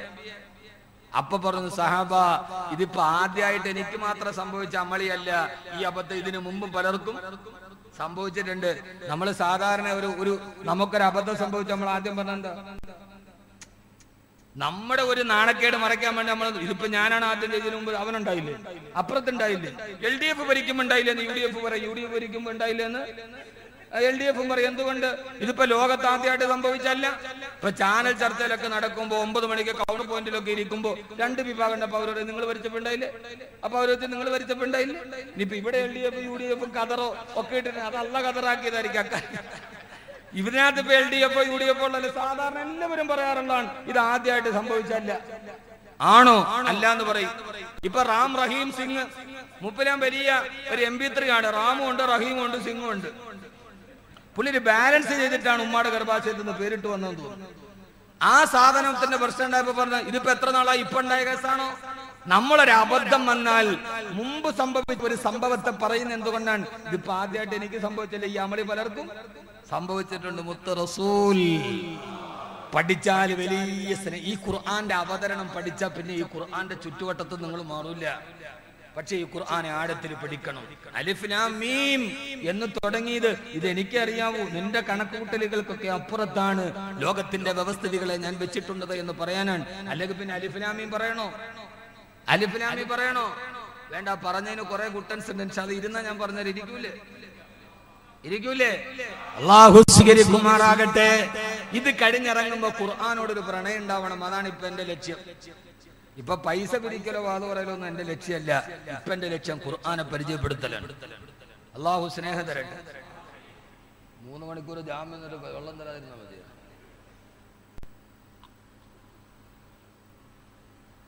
നബിതങ്ങൾ പറഞ്ഞു, സഹാബ, അള്ളാന്റെ റസൂലിന്റെ മുഖത്തേക്ക് നോക്കിയവേ സഹാബ, ഇതെനിക്ക് ആദ്യമായി സംഭവിച്ചതല്ല. ഞാൻ നിങ്ങൾക്ക് മുമ്പ് നടന്ന ഒരു കഥ പറഞ്ഞു തരട്ടെയോ? സൂറത്തുൽ കഹ്ഫിന്റെ ഈ ആയത്ത് എഴുതിക്കൊൽക്കവേ, കഹ്ഫ് ഓതുമ്പോ എത്ര പേർക്ക് ഈ കഥകൾ അറിയാം? ഈ ആയത്ത് ഇങ്ങനെയാണ് ഇറങ്ങിയതെന്ന് എത്ര ചെറുപ്പക്കാർക്കാണ് അറിയാവുന്നത്? സഹാബ, ഇന്ന അഖീ സുലൈമാൻ, എന്റെ സഹോദരനായ സുലൈമാൻ ഒരു ദിവസം രാത്രി തന്റെ ഭാര്യയോട് പറഞ്ഞു, പെണ്ണേ, ഇന്നത്തെ രാത്രി ഞാൻ എന്റെ 100 ഭാര്യമാരുമായി ശാരീരിക ബന്ധത്തിൽ ഏർപ്പെടും. എന്ന് മാത്രമല്ല, ആ ശാരീരിക ബന്ധത്തിൽ ഏർപ്പെടുന്ന 100 ഭാര്യമാരെ ഗർഭിണികളാവും. അവര് പിന്നീട് പ്രസവിക്കുന്നത് ഇന്ന് രാത്രിയിലെ ശാരീരിക ബന്ധത്തിൽ ഏർപ്പെട്ട് ഗർഭിണികളാകുന്ന എന്റെ 100 ഭാര്യമാര് ഗർഭിണികളായി അവസാനം അവര് 9 മാസം കഴിഞ്ഞ് പ്രസവിക്കുന്നത് മുഴുവനും ഗിൽമാനാ. 100 പേരും പ്രസവിക്കുന്നത് ആൺകുട്ടികളെ ആയിരിക്കും. വെറും ആൺകുട്ടികളല്ല, ഫർസാനാ, അശ്വാരൂഢന്മാരായ കുതിരപ്പുറത്ത് കുതിരയെ ഓടിച്ചിട്ട് പോകാൻ കെൽപ്പും പാകതയുമുള്ള വീരശൂരന്മാരായ 100 ആൺകുട്ടികളെ എന്റെ ഭാര്യമാര് പ്രസവിക്കും. യുജാഹിദു ഫീ സബീലില്ലാഹ്, അല്ലാഹുവിന്റെ ദീനിനെ പ്രബോധനം ചെയ്യാൻ അശ്വാരൂഢന്മാരായ 100 ആൺകുട്ടികളെ ആ പെണ്ണുങ്ങൾ പ്രസവിക്കുമെന്ന് എന്റെ സഹോദരനായ സുലൈമാൻ നബി ഒരു ദിവസം രാത്രി തന്റെ ഒരു ഭാര്യയോട് പറഞ്ഞു. പത്രേ, പറഞ്ഞ കാര്യം മനസ്സിലായോ? കഥ മനസ്സിലായില്ല? ഇത് നബി സല്ലല്ലാഹു അലൈഹി വസല്ലം പറഞ്ഞു കൊടുക്കാൻ. എന്താണ് മക്ക ഖുർആൻ അവതരിച്ച ശ്ലോകത്തെ ആ അവസ്ഥകൾ എന്താണ്? വല്ലാത്ത സന്തോഷമാണ്. എന്റെ സുലൈമാൻ നബി അലൈഹി സ്വലാത്തു വസ്സലാം ഒരു ദിവസം ഭാര്യയോട് വന്നു. 100 പെണ്ണുങ്ങളുണ്ട്, ഭാര്യമാരുണ്ട്. അന്നത്തെ ശരീഅത്ത് ഇന്നതൊന്നും ഇല്ല. ആ സമയത്ത് 100 ഭാര്യമാരുണ്ട്. ഇതൊക്കെ പറയുമ്പോ ഈ കഥയൊക്കെ ഇപ്പൊ വെളിയിൽ പറയാവോ എന്ന് ചോദിക്കും. എന്തുകൊണ്ട് പറഞ്ഞൂടാ? ഇത് കബീർ ബാക്കവി വെറുതെ കെട്ടുകഥ പറയുന്നതല്ല. റവാഹുൽ ബുഖാരി, ബുഖാരി ഉദ്ധരിക്കുന്ന ഹദീസാണ് ഈ ഹദീസ്. മുത്തഫഖുൻ അലൈഹിയായ ഹദീസ്. സുലൈമാൻ നബി പറഞ്ഞു, പെണ്ണെ, ഇന്ന് രാത്രിയിൽ ഞാൻ 100 പേരെ എന്റെ ഭാര്യമാരുമായി ഹലാലായ രീതിയിൽ ശാരീരിക ബന്ധത്തിൽ ഏർപ്പെടും. എന്നിട്ട് ഇരുന്നിട്ട് ഒറ്റ പറച്ചിൽ പറയാ, അവരെല്ലാം ഗർഭിണിയാവും. 9 മാസം കഴിയുമ്പോൾ അവര് പ്രസവിക്കും. അതാരെയാ? ഗിൽമാനൻ, ആൺകുട്ടികളെ മുഴുവൻ ആൺകുട്ടിയാണ്, മുഴുവനും ആൺകുട്ടികളാണ്. അതൊരു വലിയ അഭിമാനമാണ്. ഏത് ഭാര്യ ഭർത്താക്കന്മാരും പ്രസവത്തിൽ ആദ്യം ഉണ്ടാകണ കുട്ടി ആൺകുട്ടി ആകണമെന്നാണ് ആഗ്രഹം, അല്ലേ? മിക്ക ആളുകളും കല്യാണം കഴിഞ്ഞാൽ ദുആ പടച്ചോനെ ആദ്യത്തെ ആൺകുട്ടിയായ വയസ്സാകുമ്പോ വാപ്പാക്ക് വളർന്നു വന്നൊരു തണലാവും. ആദ്യത്തെ പെൺകുട്ടിയായ ആദ്യം തന്നെ എന്നെ കെട്ടിച്ചുവിടേണ്ടി വരും. അപ്പൊ എല്ലാവരുടെയും ആഗ്രഹം എന്താ? ആദ്യത്തെ കുട്ടി. അങ്ങനെയല്ലേ ഇവിടെ? ആൺകുട്ടിയാവണമെന്നല്ലേ? എന്നാൽ ഒരു പെണ്ണിന് അല്ലാഹു നൽകുന്ന അനുഗ്രഹത്തിൽ ഏറ്റവും പ്രധാനപ്പെട്ട ഒരു അനുഗ്രഹമാണ് ആദ്യത്തെ പ്രസവത്തിൽ പെൺകുട്ടി ഉണ്ടാവൽ. ആദ്യത്തെ പ്രസവത്തിൽ പെൺകുട്ടിയെ പ്രസവിക്കൽ ഒരു പെണ്ണിന് അല്ലാഹു നൽകുന്ന അനുഗ്രഹത്തിൽ വലിയ അനുഗ്രഹമാണ്. ഇതൊന്നും ഞാൻ വെറുതെ പറഞ്ഞല്ല, ഖുർആനാണ് പറഞ്ഞത്. ലില്ലാഹി മുൽക്കുസ് സമാവാതി വൽ അർദ് യഹബു ലിമൻ യശാഉ ഇനാഥാ വയഹബു ലിമൻ യശാഉ ദുകൂർ. ആകാശഭൂമികളുടെ അധികാരം അല്ലാഹുവിന്റെ കയ്യിലാണ്. അവൻ ഉദ്ദേശിക്കുന്നവർക്ക് അവൻ പെൺകുഞ്ഞുങ്ങളെ നൽകും. പിന്നീട് പറഞ്ഞു, അവൻ ഉദ്ദേശിക്കുന്നവർക്ക് അവൻ ആൺകുട്ടികളെ നൽകും. മക്കളെ കൊടുക്കുന്ന ക്രമം പറഞ്ഞപ്പോ അല്ലാഹു ആദ്യം പറഞ്ഞത് പെൺകുട്ടിയാണ്. അതുകൊണ്ട് ആദ്യത്തെ പ്രസവത്തിൽ പെൺകുട്ടി ഉണ്ടാവൽ ഖുർആന്റെ ക്രമം അനുസരിച്ചും ഒരു ബറക്കത്ത് തന്നെയാണ്, അല്ലേ? അത് ഖുർആനിനെ അങ്ങനെ നമ്മൾ അറിയണം. ആദ്യത്തെ കുട്ടി പെൺകുട്ടിയപ്പോ മുരിയാരിക്ക് അവിടെ നിന്ന് കിട്ടി. ഖുർആനിലുണ്ട് മാ ഫർറത്നാ ഫിൽ കിതാബി മിൻ ഷൈ, ഈ ഖുർആനിൽ ഞാനൊന്നും ഒഴിവാക്കിയിട്ടില്ല. അല്ലാഹു നമുക്ക് സ്വാലിഹീങ്ങളെ തരട്ടെ, അല്ലാഹു നമ്മളെ സ്വാലിഹീങ്ങളെ തരട്ടെ. ഏത് മക്കളാണെങ്കിലും സ്വാലിഹീങ്ങളെ തരട്ടെ. അതുകൊണ്ട് ഇനി മുതൽ ആദ്യത്തത് ഖുർആൻ പറഞ്ഞ പോലെ പെൺകുട്ടിയാവണമെന്ന് പറഞ്ഞ് ദുആ ചെയ്യേണ്ട കാര്യമില്ല. ദുആ ചെയ്യുമ്പോ എങ്ങനെ ദുആ ചെയ്യാവുള്ളൂ? അതും ഖുർആൻ പഠിപ്പിച്ചിട്ടുണ്ട്. ആണായാലും പെണ്ണായാലും കുഴപ്പമില്ല. ലഇൻ അതൈതനാ സ്വാലിഹാ ലനകൂനന്ന മിനശ്ശാകിരീൻ. അല്ലാഹുവേ, ആണാവട്ടെ പെണ്ണാവട്ടെ തരുന്നത് ഒരു സ്വാലിഹായ കുഞ്ഞാണെങ്കിൽ ലനകൂനന്ന മിനശ്ശാകിരീൻ, ഞങ്ങൾ നിന്നോട് നന്ദി കാണിച്ചു കൊള്ളാം അല്ലാഹുവേ. അല്ലാഹു നമുക്ക് ശാകിരീങ്ങളാവാൻ സാരികീങ്ങളായ മക്കളെ തരട്ടെ. സുലൈമാൻ നബി പറഞ്ഞു പിറക്കുന്നത് മുഴുവനും ആൺകുട്ടികളാണ് എന്ന് മാത്രമല്ല ഫർസാന, അവര് കുതിരപ്പുറത്ത് യാത്ര ചെയ്യുന്ന ആളുകളാണ് എന്ന് പറഞ്ഞു സുലൈമാൻ നബി. അങ്ങനെ സുലൈമാൻ നബി അന്ന് 100 ഭാര്യമാരുമായി ശാരീരിക ബന്ധത്തിൽ ഏർപ്പെട്ടു. പക്ഷേ പ്രസവിച്ചത് ഒരൊറ്റ പെണ്ണ് മാത്രം. അതിൽ പ്രസവിച്ചത് നബി സല്ലല്ലാഹു അലൈഹി വസല്ലം പറയും, അബദ്ധം എനിക്ക് മാത്രമല്ല പറ്റിയത്, സുലൈമാൻ നബിക്ക് പറ്റിയിട്ടുണ്ട്. അതിൽ പ്രസവിച്ചത് ആരേ ഉള്ളൂ? ഒരേ ഒരാൾ. ആ പ്രസവിച്ചതോ വികലാംഗനായ ഒരു ആൺകുട്ടിയെ. ആകെ ഈ 100 പ്രസവിച്ചത് ഒന്നേ ഉള്ളൂ. ആ ഒരു പെണ്ണെ പ്രസവിച്ചുള്ളൂ. ആ പ്രസവിച്ചതോ വികലാംഗനായ ആൺകുട്ടിയെ. എന്ന് പറഞ്ഞാൽ എടുത്തു വെച്ചാൽ പോലും കുതിരപ്പുറത്ത് ഓടിക്കാൻ പറ്റാത്ത ആൺകുട്ടി. വികലാംഗൻ എന്ന് പറഞ്ഞാൽ IRDP ലോണൊക്കെ അനുവദിക്കാൻ പറ്റുന്ന രീതിയിൽ യോഗ്യതയുള്ള ഒരു വികലാംഗനായ കുട്ടിയെ പ്രസവിച്ചു. സുലൈമാൻ നബി ആരാ? ലോകം മടക്കി ഭരിച്ച ചക്രവർത്തി. ഞാനത് പറയാനാണ് വന്നത്. ലോകം മടക്കി ഭരിച്ച ചക്രവർത്തി, കാറ്റിനെ വേഗതയാക്കി സഞ്ചരിച്ച ചക്രവർത്തി, ഉറുമ്പിന്റെ ഭാഷ എറിഞ്ഞ ചക്രവർത്തി. ആ ചക്രവർത്തിയെ കുറിച്ച് അല്ലാഹുവിന്റെ റസൂൽ പറയാ, ലൗ കാന അഖീ സുലൈമാനു ഇൻഷാ അല്ലാഹ്, എന്റെ സഹോദരനായ സുലൈമാൻ നബി വീരവാദം മുടക്കിയപ്പോ അക്കൂട്ടത്തിൽ ഒരു ഇൻഷാ അല്ലാഹ് കൂടി ചേർത്ത് പറഞ്ഞിരുന്നെങ്കിൽ അല്ലാഹുവിന്റെ ദീനിന് പ്രയോജനപ്പെടുന്ന 100 ആൺകുട്ടികളെ ഈ ദീനിന് കിട്ടുമായിരുന്നല്ലോ. ഒരു ഇൻഷാ അല്ലാഹ് പറയാതെ പോയപ്പോ അല്ലാഹുവിന്റെ ദീനിന് ഉപകരിക്കുന്ന 100 ആൺകുട്ടികളെയാണ് ഈ സമുദായത്തിന് നഷ്ടപ്പെട്ടു പോയതെന്ന് ലോകൈക ഗുരു നബി മുഹമ്മദ് മുസ്തഫ സല്ലല്ലാഹു അലൈഹി വസല്ലമ ഖുർആന്റെ 2ാമത്തെ പ്രമേയം പറയുന്നതിനും എന്റെ പ്രിയപ്പെട്ട സഹോദരങ്ങളോട് ഞാൻ എന്റെ പ്രിയപ്പെട്ട സഹോദരങ്ങളോട് ഓർമ്മിപ്പിക്കുകയാ. ആദ്യം തന്നെ അലിഫ് ലാം മീം പറഞ്ഞത് എല്ലാം പടച്ച തമ്പുരാന്റെ കയ്യിലാ. ഒരു ഇൻഷാ അല്ലാഹ് പറയാതെ ഒരു കാര്യം പറയാൻ പോലും അടിമയ്ക്ക് അല്ലാഹു അവസരം നൽകിയിട്ടില്ല. അതുകൊണ്ട് എന്റെ പ്രിയപ്പെട്ട സഹോദരങ്ങളെ, പടച്ച തമ്പുരാനൊന്ന് തീരുമാനിച്ചിട്ടുണ്ട്. ആ തീരുമാനത്തിന്റെ പുറകിലാണ് നമ്മൾ നിലനിൽക്കുന്നത്. മ്യാൻമറിലെ റോഹിംഗ്യൻ മുസ്ലിമീങ്ങളെ കത്തിക്കരിച്ച് ചാമ്പലാക്കുമ്പോ, അങ്ങകലെ ഫലസ്തീനിൽ കത്തിയെരിയുമ്പോ, അങ്ങകലെ ഇറാഖില് ശിരസെട്ട കബന്ധങ്ങള് പച്ചക്കറി മാർക്കറ്റുകളിൽ പ്രായ കുഞ്ഞുങ്ങൾ വലിച്ചു കടിച്ച് കീറിക്കൊണ്ടു പോകുമ്പോ, എന്റെ പ്രിയപ്പെട്ട മുസ്ലിം ചെറുപ്പക്കാരാ, ആദ്യം തന്നെ സന്ദർഭോചിതമായിട്ടൊരു പ്രബോധകൻ എന്ന രീതിയിൽ ഞാൻ എന്റെ കടമ നിർവഹിക്കട്ടെ. എന്നിട്ട് ഞാൻ പിന്നീട് ഖുർആനിന്റെ 2ാം ഭാഗത്തേക്ക് പോകാം. ഈ അടുത്ത കാലത്തായി മുസ്ലിം ചെറുപ്പക്കാർ വലിയ നിരാശയിലാണ്. അങ്ങകലെ റോഹിംഗ്യയിൽ, അങ്ങകലെ ഫലസ്തീനിൽ, അങ്ങകലെ ഇറാഖുകളിൽ ഇസ്ലാമിക സമൂഹത്തെ വേട്ടയാടപ്പെടുമ്പോ വലിയ കടങ്ങുകൾ കുടിച്ചിട്ട് പാവപ്പെട്ട പിഞ്ചു പൈതലുകളെ മണ്ണിട്ട് മൂടുമ്പോ അരുതേ എന്ന് പറയാൻ അന്താരാഷ്ട്ര സമൂഹം മടിച്ചു നിൽക്കുമ്പോ, ആ സമയത്ത് റോഹിംഗ്യൻ മുസ്ലിമീങ്ങളുടെ ക്രൂരതകൾ ഫേസ്ബുക്കിലും വാട്സപ്പിലും കണ്ട് ചെറുപ്പക്കാരാ നിരാശരാവണ്ട. എന്തിനാണ് മോനെ നിരാശനാകുന്നത്? അല്ലാഹുവല്ലേ രഹസ്യങ്ങൾ അറിയുന്നവന് ആദരവായ പ്രവാചകൻ നബി മുഹമ്മദ് മുസ്തഫ സല്ലല്ലാഹു അലൈഹി വസല്ലമ ഈ ഉമ്മത്തിന് പ്രബോധനം ചെയ്തത് എന്തിനാ? ഫേസ്ബുക്കുകളിൽ ആളുകൾ ആചാരമായിട്ട് എഴുതുന്നുണ്ട്. പക്ഷേ ഞാൻ പറയുന്ന പ്രബോധകന്റെ ഭാഷ നിങ്ങൾക്ക് മനസ്സിലായി. മനസ്സിലാകുമോ എന്നറിയില്ല. നാനാ ഭാഗത്തുനിന്ന് മുസ്ലിമീങ്ങൾക്കെതിരെ എതിരാളികൾ വരുമ്പോ ഇതേ സമൂഹത്തെ ഇതേ സംഭവത്തെ ഖുർആൻ പരിചയപ്പെടുത്തുകയാ. നബിയേ, ഇത് ജാഊകും മിൻ ഫൗകികും വമിൻ അസ്ഫല മിൻകും വഇദ സാഗത്തിൽ അബ്സാറു വബലഗത്തിൽ ഖുലൂബുൽ ഹനാജിറ വതളന്നൂന ബില്ലാഹിൽ ളുനൂനാ. നബിയേ, ഇത് ജാഊകും മിൻ ഫൗകികും, അങ്ങയുടെ തലയുടെ മുകളിൽ എതിരാളികൾ. വ്യോമാക്രമണം മിൻ ഫൗകികും, വ്യോമാക്രമണത്തിൽ ഒരു വിഭാഗം.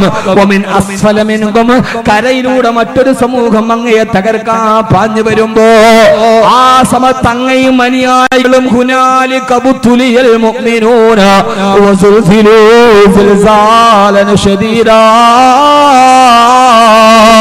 മുസ്ലിമീങ്ങൾ പേടിച്ച് വിറച്ചു നിന്നപ്പോ, കിടകിടാ വിറച്ചിട്ട് മുസ്ലിം സമൂഹം അങ്ങയും അനുയായികളും നിന്നപ്പോ ആ സന്ദർഭം അങ്ങേ ഓർമ്മയില്ല നബിയേ. ഖുർആൻ നമ്മളോട് പറയാണ്, മുകളിൽ നിന്നും താഴെ നിന്നും ഫാസിസവും നാസിസവും സയനിസവും ഒക്കെ നിങ്ങൾക്കെതിരെ ഒരേപോലെ പാഞ്ഞു വരുമ്പോ അള്ളാന്റെ റസൂൽ ഈ ഉമ്മത്തിന് പഠിപ്പിച്ചു തന്നത് എന്താ? അഹ്സാബ് യുദ്ധത്തെ കുറിച്ചാണ് പറയുന്നത്. മക്കക്കാരും മജൂസികളും നസ്രാനികളും ലക്ഷക്കണക്കിന് ആളുകൾ അങ്കുലി പരിമിതമായ സഹാബത്തിനെ തകർക്കാൻ വരുമ്പോ പിടിച്ചു നിൽക്കാൻ കഴിയാതെ അള്ളാന്റെ റസൂൽ സഹാബത്തിൽ കിടങ്ങു കുടിച്ചില്ലയോ? അവര് പെട്ടെന്ന് വന്നിട്ട് തങ്ങളെ പിടിച്ചു തിന്നാതിരിക്കാൻ, ചവച്ചു തുപ്പാതിരിക്കാൻ ഒരു മാർഗവുമില്ലാതെ കിടങ്ങു കുടിച്ചുകൊണ്ടിരിക്കുമ്പോ സഹാബത്ത് വന്നിട്ട് പറഞ്ഞു, നബിയേ, ഒരു വലിയ മാരകായുധം എടുത്തിട്ട് ഇരുമ്പായുധം എടുത്തിട്ട് പാറക്കല്ലിലേക്ക് വെട്ടുമ്പോ പട്ടിണി കിടന്ന അനുയായികളുടെ കൈകൾക്ക് ശക്തിയില്ലാതെ ബലഹീനമായി അവരോടി വന്നിട്ട് നബിയോട് പറഞ്ഞു, യാ റസൂലല്ലാഹ്, ഭക്ഷണം കഴിക്കാനില്ലാതെ വയറ്റില് കല്ല് കെട്ടിയിരിക്കുകയാണ് നബിയേ. അല്ലാഹുവിന്റെ റസൂൽ തന്റെ വസ്ത്രം പൊക്കി കാണിച്ചപ്പോ ഹബീബായ നബി തങ്ങളുടെ വയറ്റിൽ ഒരു കല്ലല്ല രണ്ട് കല്ലല്ലേ കെട്ടിവെച്ചത്. ഈ ചരിത്രം നമ്മൾ എത്ര പ്രാവശ്യം പറഞ്ഞിട്ടുണ്ട്. എന്റെ ഇസ്ലാമിന്റെ യൗവനമുള്ള ചെറുപ്പക്കാരോട് ചോദിക്കുകയാ, മോനെ, വിശപ്പ് വന്നപ്പോ എന്തിനാണ് വയറ്റില് കല്ല് കെട്ടിവെച്ചത്? ആ കല്ല് വെട്ടിവെച്ചാൽ വിശപ്പ് തീരുന്നത് കൊണ്ടാണോ? പിന്നെ എന്തിനെന്നറിയോ?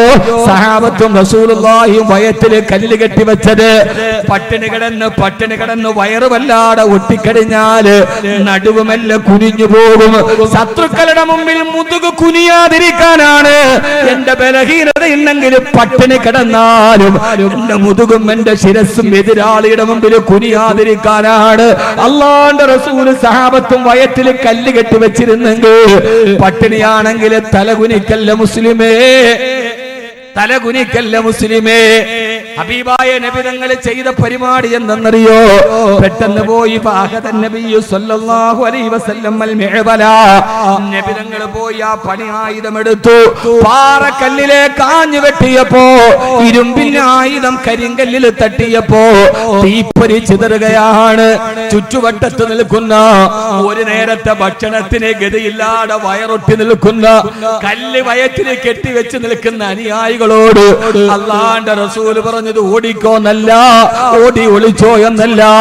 എന്റെ പ്രിയപ്പെട്ട സഹാബാ, ഈ ചിതറിത്തെറിച്ച തീപ്പൊരി ഏതെന്നറിയുമോ? അറിയില്ല നബിയേ.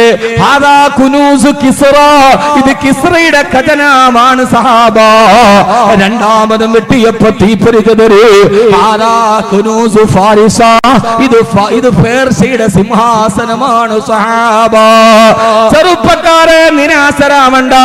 പ്രതിസന്ധിയുടെ നടുവിൽ നിൽക്കുമ്പോ പ്രതീക്ഷയുടെ വർത്തമാനം പറഞ്ഞിട്ടാണ് മുത്ത് റസൂലി ഉമ്മത്തിനെ മുമ്പോട്ട് നയിച്ചത്. നാനാ ഭാഗത്തു നിന്നും വരുമ്പോ നീ ഒളി തുടങ്ങാനല്ല.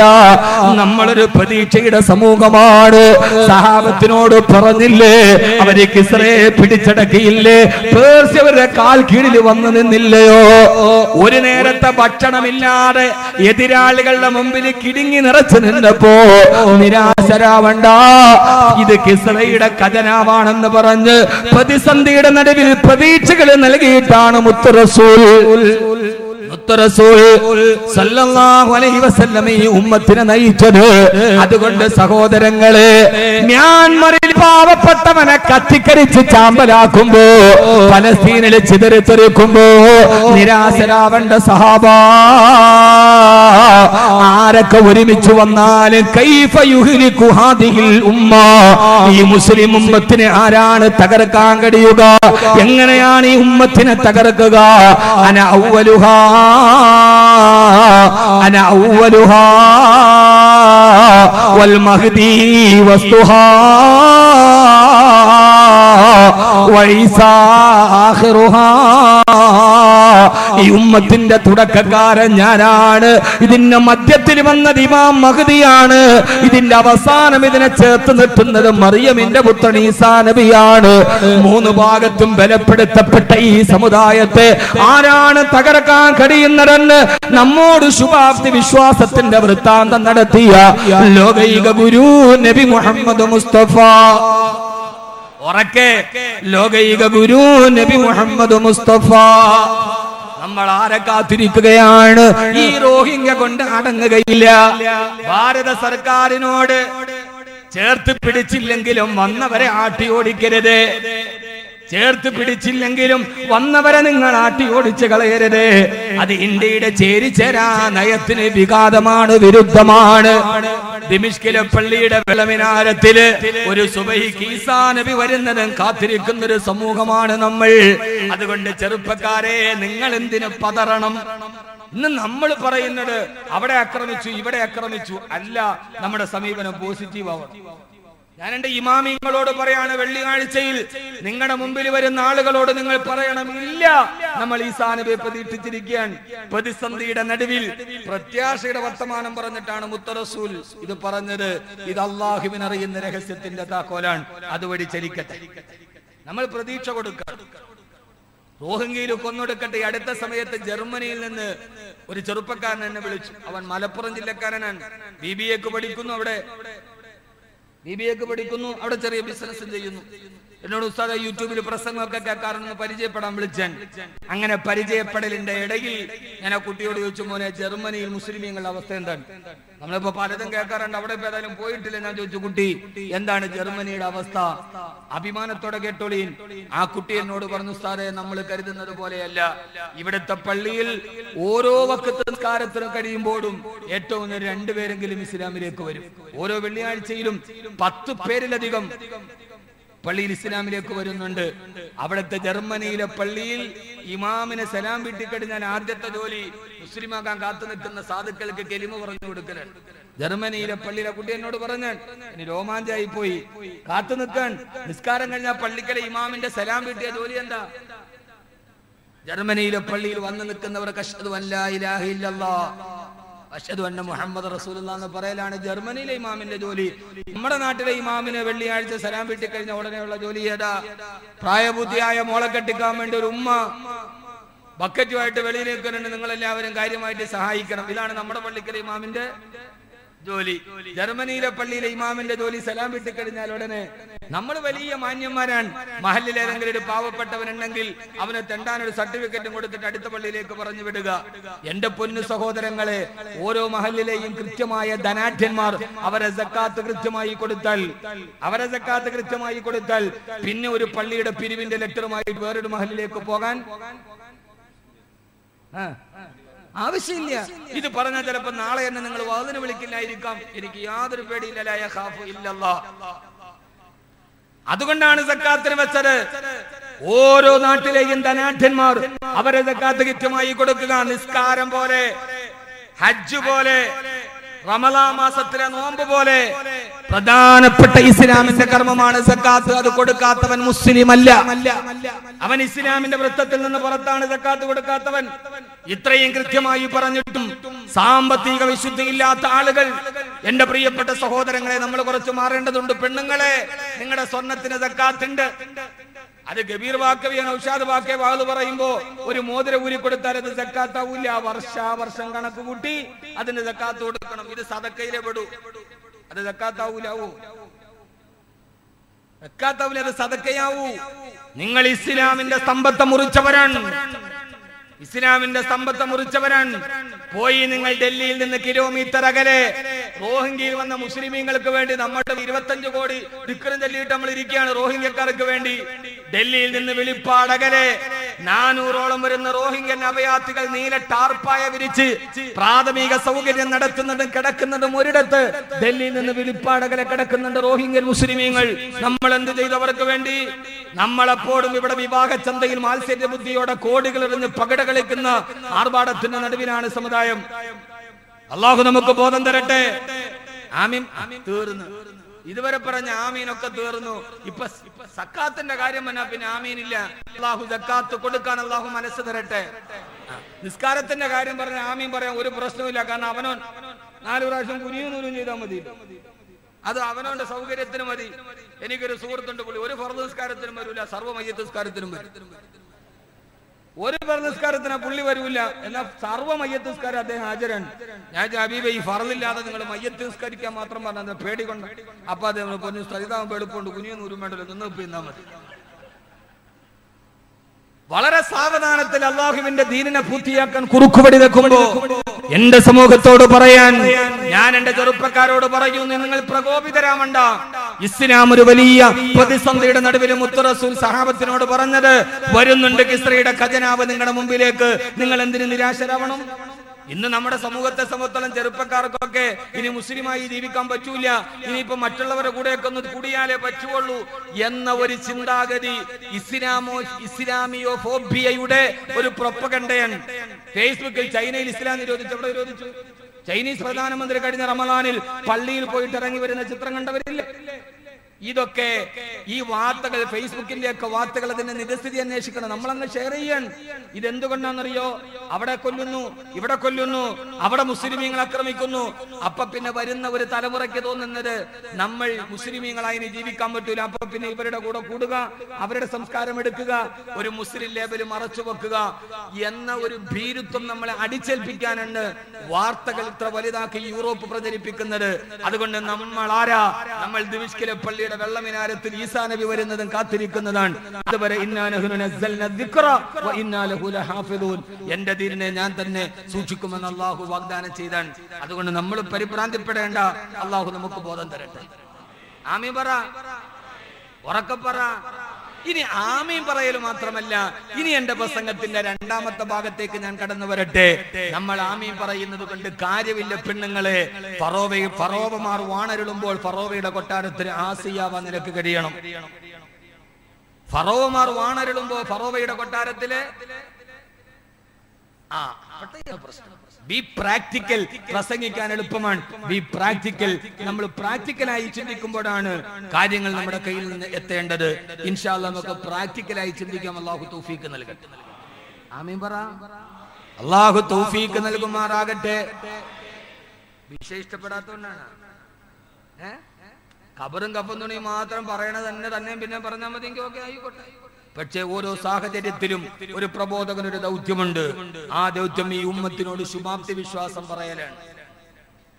രാത്രിയിൽ എതിരാളികളുടെ കണ്ണ് വെട്ടിച്ചൊരു ഒട്ടകത്തിന്റെ മുകളിൽ വെളിച്ചം വരുന്നതിന് മുമ്പേ മദീനയിലേക്ക് എത്താനുള്ള തിടുതിയിൽ ഒരഭയാർത്ഥിയെ പോലെ ഉടുതുണിക്കും മറുതുണിയില്ലാതെ പാലായനം ചെയ്തപ്പോഴാണ് വെട്ടാൻ വന്നിട്ട് മരുഭൂമിയിൽ കമിഴ്ന്നു വീണവനോട് മുത്ത് റസൂല് പറഞ്ഞത്, മാലിക്കേ സുറാക്ക കൈഫ ബിക ഇദാ ലബിസ്ത സിവാറൈ കിസ്റ.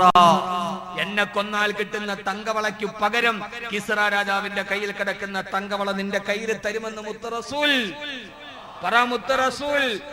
എന്റെ റസൂലുള്ളാഹി സ്വല്ലല്ലാഹു അലൈഹി വസല്ലം മക്കയിൽ നിന്ന് രാത്രിയിൽ പേടിച്ചോടുകയാണ് മദീനയിലേക്ക്. അബൂജഹൽ പറഞ്ഞു, മുഹമ്മദിനെ കൊല്ലുന്നവർക്ക് കയ്യിലിരുന്ന തങ്കവള തരാം. സുറാഖത്ത് ബിൻ മാലിക് പാഞ്ഞു ചെന്നു, താഴെ വീണു. ശബ്ദം കേട്ടിട്ട് താഴെ കിടക്കുന്ന സുറാഖയോട് പറഞ്ഞു, സുറാഖ, നീ അബൂജഹലിന്റെ തങ്കവള മോഹിച്ചിട്ട് നീ എന്നെ കൊല്ലാൻ വന്നതാണോ? ഞാൻ പോവുകയാണ് മദീനയിലേക്ക്. കിസ്റ രാജാവിന്റെ കയ്യിൽ കിടക്കുന്ന തങ്കവള നിന്റെ കയ്യിലിട്ട് തരും സുറാഖ. ഒളിച്ചോടുന്ന സമയത്ത് കിസ്റയുടെ തങ്കവള പറഞ്ഞിട്ട് ശുഭാപ്തി വിശ്വാസം പഠിപ്പിച്ചു തന്ന നായകനാണ് നമ്മുടെ നായകൻ. ഉമർ റളിയല്ലാഹുവിന്റെ കാലഘട്ടത്തിൽ ഈ സുറാഖയുടെ കയ്യിൽ കിസ്റയുടെ തങ്കവള ഇട്ട് കൊടുത്തു. എന്തിന് നിരാശരാവണം ചെറുപ്പക്കാരെ? പറ ഹസ്ബുനല്ലാഹ്, ഹസ്ബുനല്ലാഹ്, ഹസ്ബുനല്ലാഹ്. റോഹിംഗ്യൻ മുസ്ലിമീങ്ങളെ വിറക് കൊള്ളികളുടെ ഇടയിൽ വെച്ച് തീ കൊളുത്തുമ്പോ അവരുടെ ശരീരത്തിലെ തീനാളങ്ങൾ പടർന്നു കയറുമ്പോ അല്ലാഹു ചോദിക്കുകയാണ് ഖുത്തില അസ്ഹാബുൽ ഖുദൂദിൻ നാരി ദാത്തുൽ വഖൂദ്. വിറക് കെട്ടുകൾ കൊണ്ട് കത്തിക്കരിഞ്ഞ ഒരു സമൂഹത്തെ നിങ്ങൾ മറന്നുപോയോ? ഇതേപോലെ ഖുത്തില അസ്ഹാബുൽ ഖുദൂദ്, വിറക് കെട്ടുകൾക്കുള്ളിൽ വെച്ച് കത്തിക്കരിച്ച് ചാമ്പലാക്കിയ ഒരു സമൂഹം നിങ്ങൾക്ക് മുമ്പ് കടന്നുപോയിട്ടുണ്ട് നബിയെ. വസ്സമാഇ ദാത്തുൽ ബുറൂജ് വൽ യൗമിൽ മൗഊദ് വശാഹിദിൻ വമശ്ഹൂദ് ഖുത്തില അസ്ഹാബുൽ ഖുദൂദ്. എന്നിട്ട് ഇസ്ലാം തകർന്നു. അതുകൊണ്ട് സഹോദരങ്ങളെ, ഫറോവയുടെ കൊട്ടാരത്തിലാണ് മൂസ വളർന്നത്.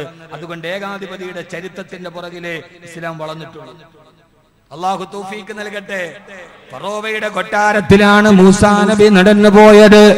ശദ്ദാദിന്റെ സിംഹാസനത്തിന്റെ പുറകിലാണ് സാലിഹ് നബി പ്രബോധനം നടത്തിയത്. നമ്രൂദിന്റെ തീക്കുണ്ടാരത്തിന്റെ മുകളിലൂടെയാണ് ഇബ്രാഹിം നബി അള്ളാഹിനെ കുറിച്ച് പറഞ്ഞു കൊടുത്തത്.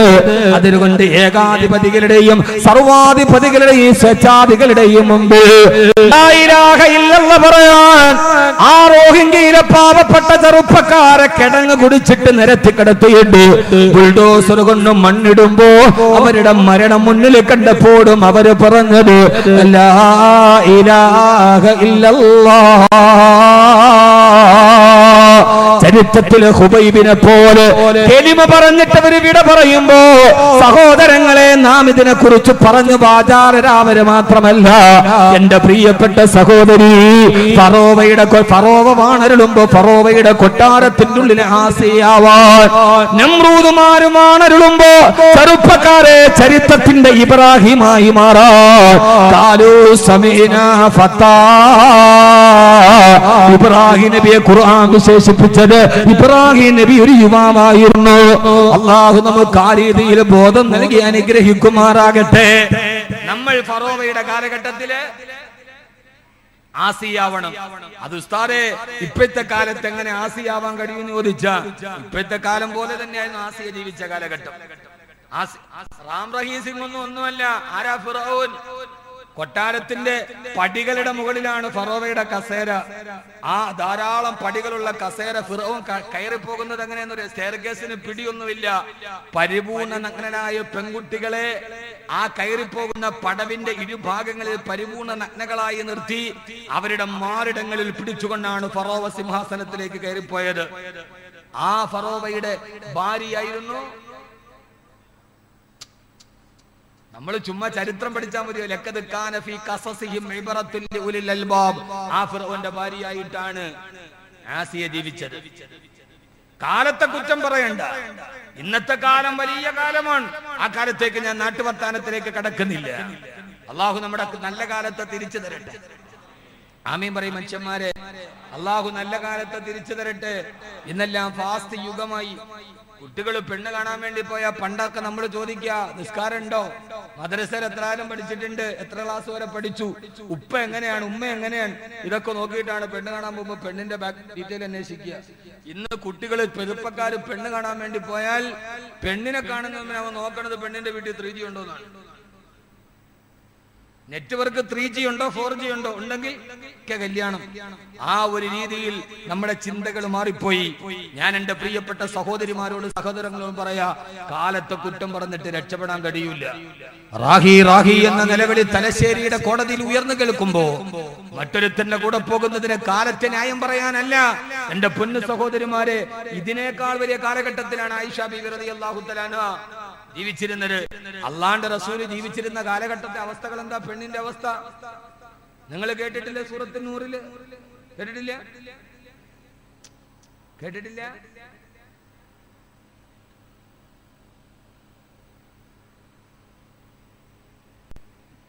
ഈ കുരുക്ക് ഞാൻ തന്നെയാണ് ഉണ്ടാക്കണം, ഞാൻ തന്നെ പറയുകയും ചെയ്യും.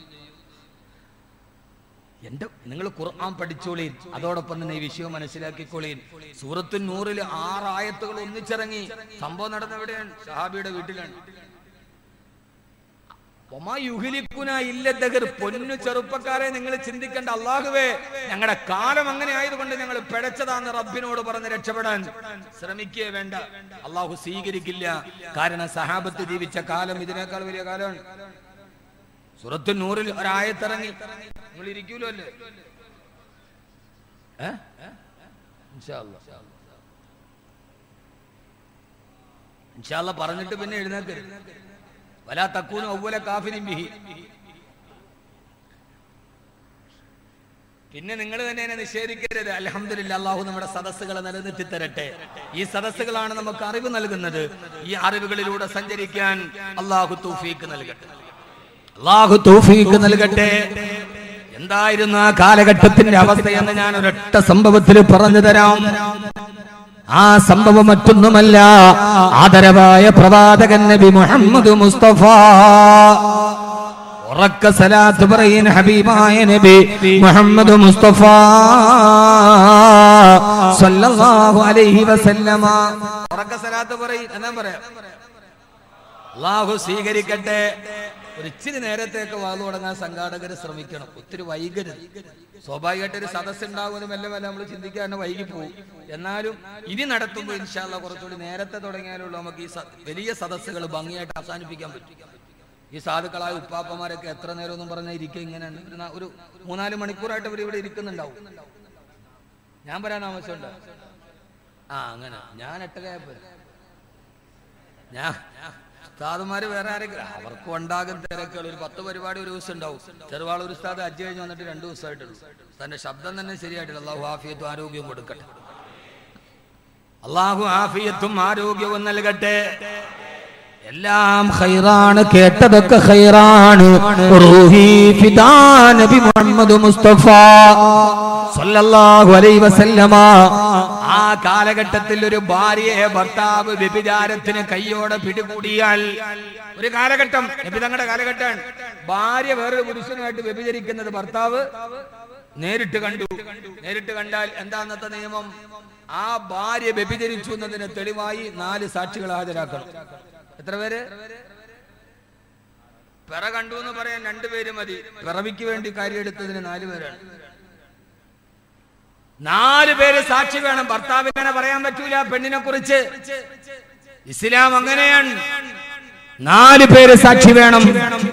ആ നിയമം നിലനിൽക്കുമ്പോ ഹബീബായ നബി സല്ലല്ലാഹു അലൈഹി വസല്ലമ ഖുർആൻ പഠിപ്പിക്കുന്ന സദസ്സിൽ ഒരു സഹാബി എഴുന്നേറ്റ് നിന്നു. മഹാനായ സഅദ് ബിൻ മുആദ് റളിയല്ലാഹു അൻഹു, മഹാനായ സഅദ് ബിൻ ഉബാദ റളിയല്ലാഹു അൻഹു, സഅദ് ബിൻ മുആദ് അല്ല, സഅദ് ബിൻ ഉബാദ, അൻസാറുകളുടെ നേതാവാണ്.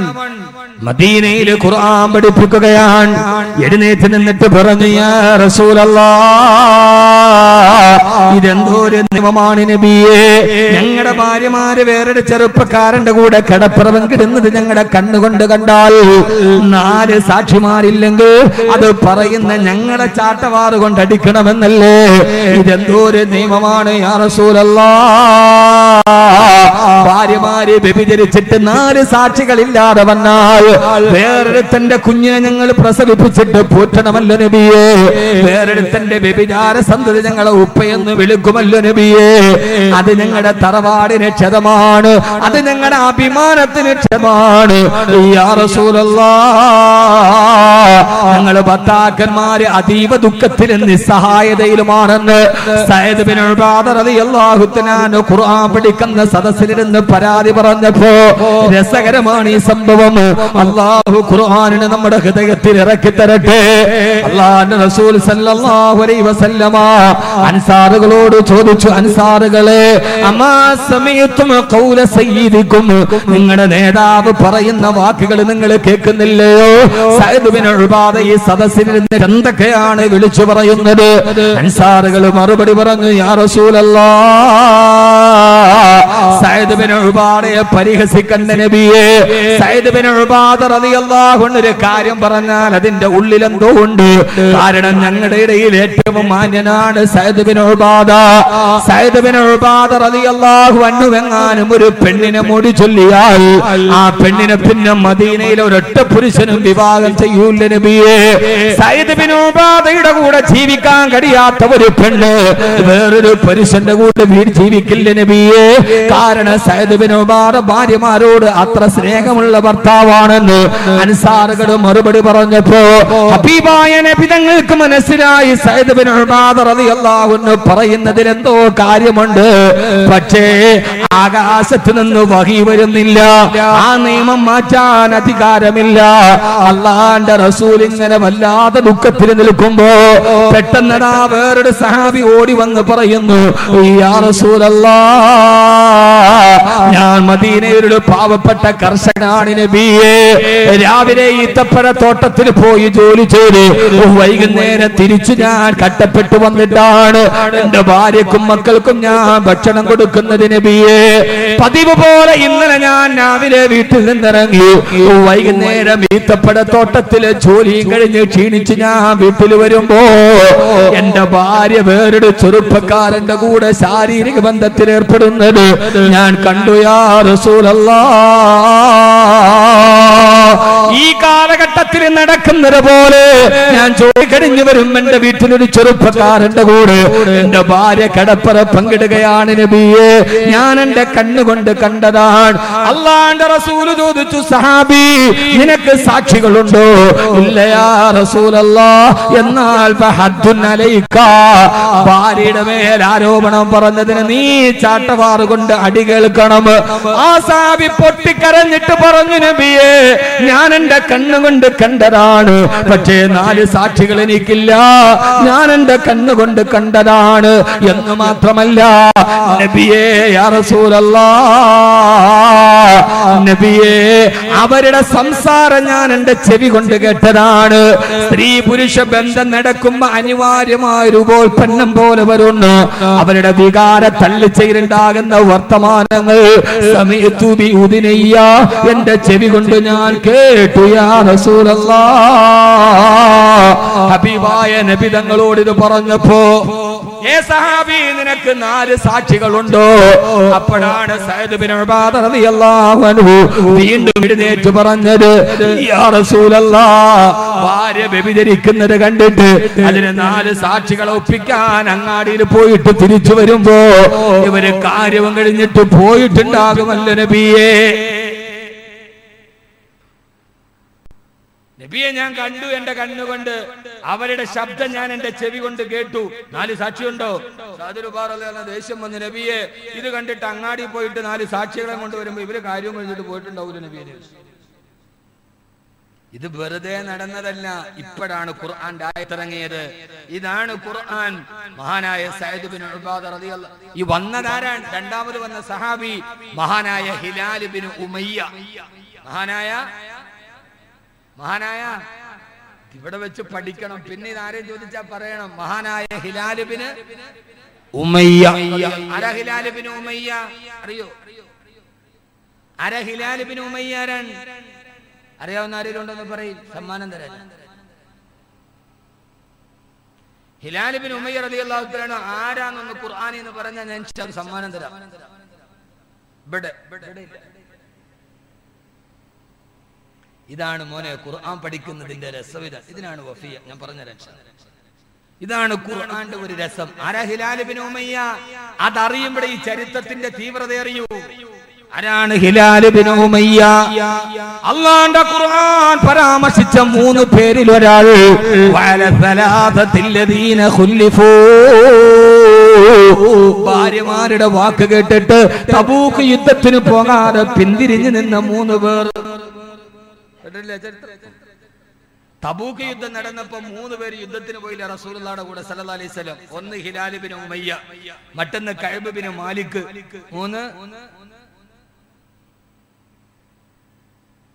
മൂന്നാമത് ഒരാൾ കൂടിയുണ്ട്, പേര് ഓർമ്മയില്ല, മജ്ഹൂൽ. ഒരു മുഹമ്മദ് മജ്ഹൂൽ എന്ന് വിചാരിച്ചോളി.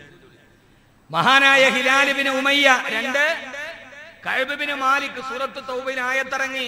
തബൂക്ക് യുദ്ധത്തിന് സഹാബത്ത് നബിതങ്ങളും പോയപ്പോ ഹിലാൽ ബിൻ ഉമയ്യ റളിയല്ലാഹു യുദ്ധത്തിന് പോകാറയപ്പോ ഈ ഭാര്യ വന്നിട്ട് പറഞ്ഞു, ഇപ്പൊ പോണ്ട, നാളെ പോവാണ്. നാളെ ആയപ്പോ രാവിലെ എന്നിട്ട് പറഞ്ഞു, ഇനിയിപ്പോ അവരുടെ കൂടെ നിങ്ങൾക്ക് നല്ല കുതിരയൊക്കെ ഇല്ല, നേരത്തെ എത്താം, മറ്റന്നാൾ പോവാണ്. അപ്പൊ നമ്മുടെ ഭാര്യ ഒരു യാത്രക്ക് പോകുമ്പോ നമ്മളെ പോകണ്ടെന്ന് പറഞ്ഞിരിക്കാൻ പറഞ്ഞാൽ അതിന്റെ അകത്ത് ആ ഭാര്യക്ക് നമ്മളോട് ഭയങ്കര സ്നേഹം ഉണ്ടെന്നല്ലേ? അങ്ങനല്ലേ? ഇതെന്തിട്ട് മനുഷ്യന്മാരാ പടം. നിങ്ങളുടെ ജീവിതത്തിൽ ഇങ്ങനെയൊന്നും ഉണ്ടാവാറില്ലേ? യാത്ര പോകാൻ വേണ്ടി വരുമ്പോ ഭാര്യ മെല്ലെ ചിണുങ്ങി വന്നിട്ട് നിങ്ങൾ ഇപ്പൊ പോവണ്ട, നമുക്ക് നാളെ പോയാ പോരെ. നിങ്ങളുടെ ജീവിതത്തിൽ ഇതൊന്നും ഇല്ലേ? നിങ്ങൾ പാൻറ്റും കോട്ടും ഇട്ടിട്ട് സൂട്ട് കേസ് എടുത്തിട്ട് ഞാൻ പോകുവാട്ടെ എന്നാ പിന്നെ പോയി എന്ന് പറഞ്ഞ പുറയുന്ന ഒരു ചവിട്ടും തൊട്ട് എത്രയും പെട്ടെന്ന് പോകാൻ പറഞ്ഞു. ജീവിതത്തിൽ അങ്ങനെയൊക്കെ ടെസ്റ്റുകളുണ്ട്. ഭാര്യ പറയും ഇനിയിപ്പൊ ഇന്ന് നിങ്ങൾ വാതിന് പോവണ്ട, ഇന്ന് രാത്രി പോയില്ലെങ്കിൽ ഇപ്പൊ എന്താ കുഴപ്പം, നാളെ രാവിലെ നിങ്ങൾക്ക് അങ്ങോട്ട് പോവാം എന്ന് പറയാറുള്ളത് പോലെ അപ്പോഴാണ് ഒരു പിക്ചറൈസേഷൻ നമുക്ക് കിട്ടുന്ന. അപ്പോഴാണ് ഇതാണ് ഖുർആൻ. എന്റെ പൊന്നു യുവാക്കളെ, നിങ്ങൾ പഠിക്കീൻ ഈ ഖുർആനിനെ. ഈ ഖുർആനെ നിങ്ങൾ പഠിക്കീൻ. പഠിച്ചാൽ ഇത്രത്തോളം രസമൊന്നുമില്ല. നമ്മൾ ഇത്രയൊക്കെ പറയുമ്പോഴും അള്ളാഹുവിന്റെ ഖുർആനിനെ കവിതയാക്കിയിട്ട് മലയാളത്തിൽ പദമൊഴി നടത്തിയത് രാഘവൻ നായർ. ഒരു മുസ്ലിം ഉണ്ടായില്ല. അള്ളാഹുവിന്റെ ഖുർആനിന്റെ അർത്ഥം പഠിച്ചിട്ട് അതിനെ കവിതയാക്കി രാഘവൻ നായർ. വായിച്ചിട്ടില്ല? അമൃതവാണി വായിച്ചിട്ടില്ല? നമ്മൾ ഈ വിത്തരം പ്രസാദ് പറയണം, മനോരമയും മംഗളവും മാത്രം വായിച്ചാൽ മതി. പഠിക്കണം. അമൃതവാണി എന്ന് പറയുന്ന ഒരു പുസ്തകമുണ്ട്. ആ പുസ്തകം ഒറ്റപ്പാലത്തുകാരൻ, പാലക്കാട് ജില്ലയിലെ ഒറ്റപ്പാലത്തുകാരൻ KG രാഘവൻ നായർ ഖുർആനിനെ മലയാളത്തിൽ നിങ്ങൾ വായിച്ചിട്ടുള്ള ഇത് കവിതയാക്കി. കവിതയാണ്. ബിസ്മില്ലാഹിർ റഹ്മാനിർ റഹീം. അദ്ദേഹം എങ്ങനെ അർത്ഥം എഴുതിയെന്നറിയോ? കാരുണ്യ സിന്ധുവാം അല്ലാഹുവിൻ തിരു നാമത്തിലോതുന്നു ദിവ്യമാം സൂക്തികൾ. അല്ലദീ അൻസല മിനസ് സമാഇ മാ അല്ലദീ ഖലഖ സബ്അ സമാവാതിൻ തിബാഖാ. ഇതിന് അദ്ദേഹം കവിത എഴുതി. ആകാശഭൂമികൾ സൃഷ്ടിച്ചു രക്ഷകൻ, രാവും പ്രകാശവും ചൂടുന്നനന്തമായി. അല്ലദീ അൻസല മിനസ് സമാഇ മാ വസഖറ ലകുമുൽ ഫുൽക ലിതജ്രിയ ഫിൽ ബഹരി ബിഅംരിഹി. അദ്ദേഹം ആ ഒരൊറ്റായത്ത് കവിതയാക്കി. സാഗരേ പോതങ്ങൾ നീങ്ങുന്നു ഭദ്രമായി, വാനിൽ നിന്ന് അമ്പസ്സു വീഴുന്നു കൃത്യമായി. കാർമേഘവാദവും ശീക്രാലങ്ങളും ഈശന്റെ ആജ്ഞക്കധീശരാണെപ്പോഴും. കാരുണ്യ സിന്ധുവാം അല്ലാഹുവിൻ തിരു നാമത്തിലോതുന്നു ദിവ്യമാം സൂക്തികൾ. പൊന്നു സഹോദരങ്ങളെ, ഞാൻ കൽബില് തൊട്ടിട്ടെന്റെ ഉമ്മത്തിനോട് വർത്തമാനം പറയാണ്. അല്ലാഹു ജിബ്രീൽ അലൈഹിസ്സലാത്തു വസ്സലാമിലൂടെ മുത്തു മുസ്തഫാക്ക് പറഞ്ഞു കൊടുത്ത ഖുർആൻ അതൊരു കവിതയാക്കാൻ ഹിദായത്ത് കിട്ടാത്ത രാഘവൻ നായർക്ക് തൗഫീഖ് കൊടുത്തു. പക്ഷേ ഒരായത്തിന്റെ അർത്ഥം മലയാളത്തിന് മാന്യമായി പറയാൻ ഖുർആനിനെ കുറിച്ച് നമുക്ക് അറിവില്ലാതെ പോയല്ലോ. റബ്ബിന്റെ മുമ്പിൽ എന്ത് സമാധാനമാണ് നമ്മൾ പറയുക. അള്ളാഹു നമുക്ക് എല്ലാവർക്കും പുറത്തു തരട്ടെ. ഖുർആൻ എത്ര രസമാണ്. എന്റെ നാവിൻ തുമ്പിൽ പൊലിമയായി, എന്റെ ഹൃദയത്തിലും മധുരമായി, എന്റെ ജീവിതത്തിന്റെ വഴികാട്ടിയായി അള്ളാഹു നൽകിയ അള്ളാഹുവിന്റെ വിശുദ്ധ ഖുർആൻ. ആ ഖുർആൻ പറയുകയാണ് സൂറത്ത് നൂറിലെ ആയത്തിൽ ഇറങ്ങിയ സംഭവം അറിയണമെങ്കിൽ സൂറത്ത് തൗബയിലെ വേറെ സംഭവം കൂട്ടിച്ചേർത്ത് വെക്കണം.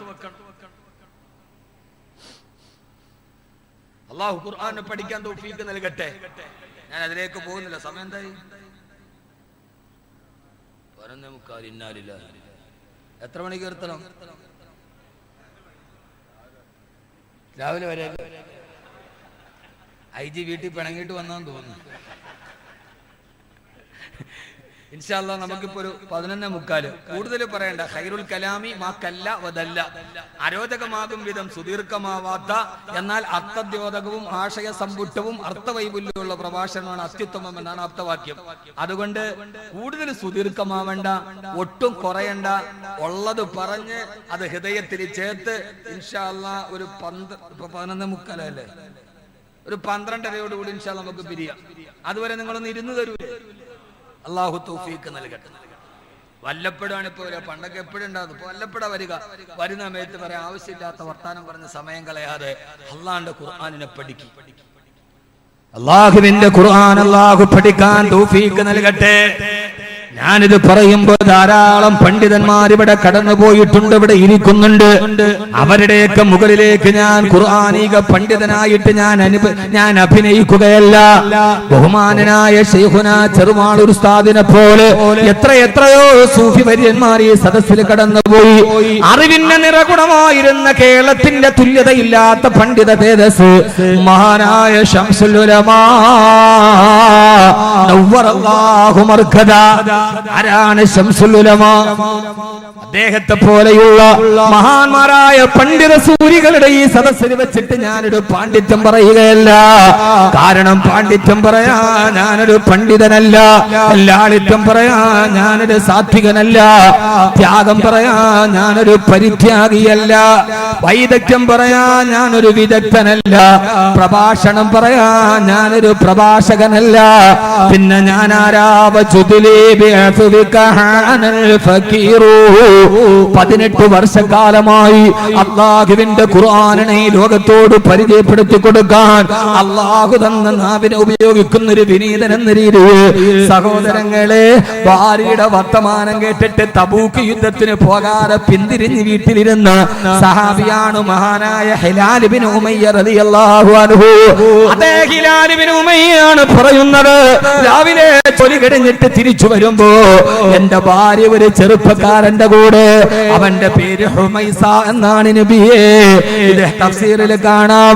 ആ ചെറുപ്പക്കാരന്റെ പേര് ഹുമൈസ എന്നാണ്. അതായത് ഹിലാൽ റളിയല്ലാഹു അൻഹുവിനെ അറിയാവുന്ന നാട്ടിലുള്ള ചെറുപ്പക്കാരനാണ്. ഇത് പറഞ്ഞിട്ട് പൊട്ടിക്കരയുമ്പോ അല്ലാഹുവിന്റെ റസൂലിന് എന്ത് ചെയ്യണമെന്നറിയില്ല. ഒരു ഭാഗത്ത് സഅദ് ബിൻ ഉബാദ, മറുഭാഗത്ത് അതേ സങ്കടവുമായി ഹിലാൽ ഇബ്നു ഉമയ്യ റളിയല്ലാഹു അൻഹു. ഹബീബായ നബി തങ്ങളെ ധർമ്മസങ്കടത്തിൽ നിൽക്കവേ ആകാശത്തേക്ക് മിഴികൾ ഉയർത്തി മുത്തു റസൂൽ അല്ലാഹുവിന്റെ കൽപ്പന വരുന്നുണ്ടോ, അവന്റെ നിയമം അവൻ മാറ്റുന്നുണ്ടോ? അല്പനേരം കഴിഞ്ഞപ്പോ ഹബീബായ നബി തങ്ങളുടെ നെറ്റിത്തടത്തിൽ വിയർപ്പ് കണങ്ങൾ ഒരുമിച്ച് കൂടാൻ തുടങ്ങി. ഹബീബായ നബി തങ്ങൾക്ക് ഭാവവ്യത്യാസം തുടങ്ങി. ഖുർആൻ അവതരിക്കുകയാണ്. ഇതാണ് വിശുദ്ധ ഖുർആൻ. ഖുർആൻ അവതരിപ്പിക്കാൻ നബി തങ്ങളുടെ ശരീരത്തിന് ഭാരം കൂടും. ആയിഷ ബീവി പറയുന്നുണ്ട് റളിയല്ലാഹു അൻഹാ, എന്റെ മടിയിൽ തല വെച്ച് കിടക്കുമ്പോ ഹബീബായ നബി തങ്ങൾക്ക് ഖുർആന്റെ ആയത്തിറങ്ങുമ്പോ നബി സല്ലല്ലാഹു അലൈഹി വസല്ലമയുടെ ശരീരത്തിന്റെ ഭാരം കൂടുമ്പോ എന്റെ തുടയെല്ലുകൾ പൊട്ടിപ്പോകുന്നത് പോലെ എനിക്ക് തോന്നാറുണ്ട്. കാരണം ഇറങ്ങുന്ന വാക്കേതാ, ഇന്നാ സനുൽഖി അലൈക ഖൗലൻ ഫഖീലാ. ഭാരമേറിയ വാക്കാണ് നബിയെ ഞാൻ അങ്ങേക്ക് അവതരിപ്പിച്ചു തന്നത്. ലോകത്തിലെ ഏറ്റവും ഭാരമുള്ളത് ഖുർആന്റെ വാക്കിനാണ്. അല്ലാഹുവിന്റെ റസൂല് ഒട്ടകപ്പുറത്തിരിക്കുമ്പോഴാണ് ഖുർആൻ അവതരിക്കപ്പെടുന്നതെങ്കിൽ ഭാരം കാരണത്താൽ ഒട്ടകം മുട്ടുകുത്തി പോകുമായിരുന്നുവത്രേ. ഈ ഖുർആനീകമായ ദർശനം അവതരിപ്പിക്കപ്പെട്ടു.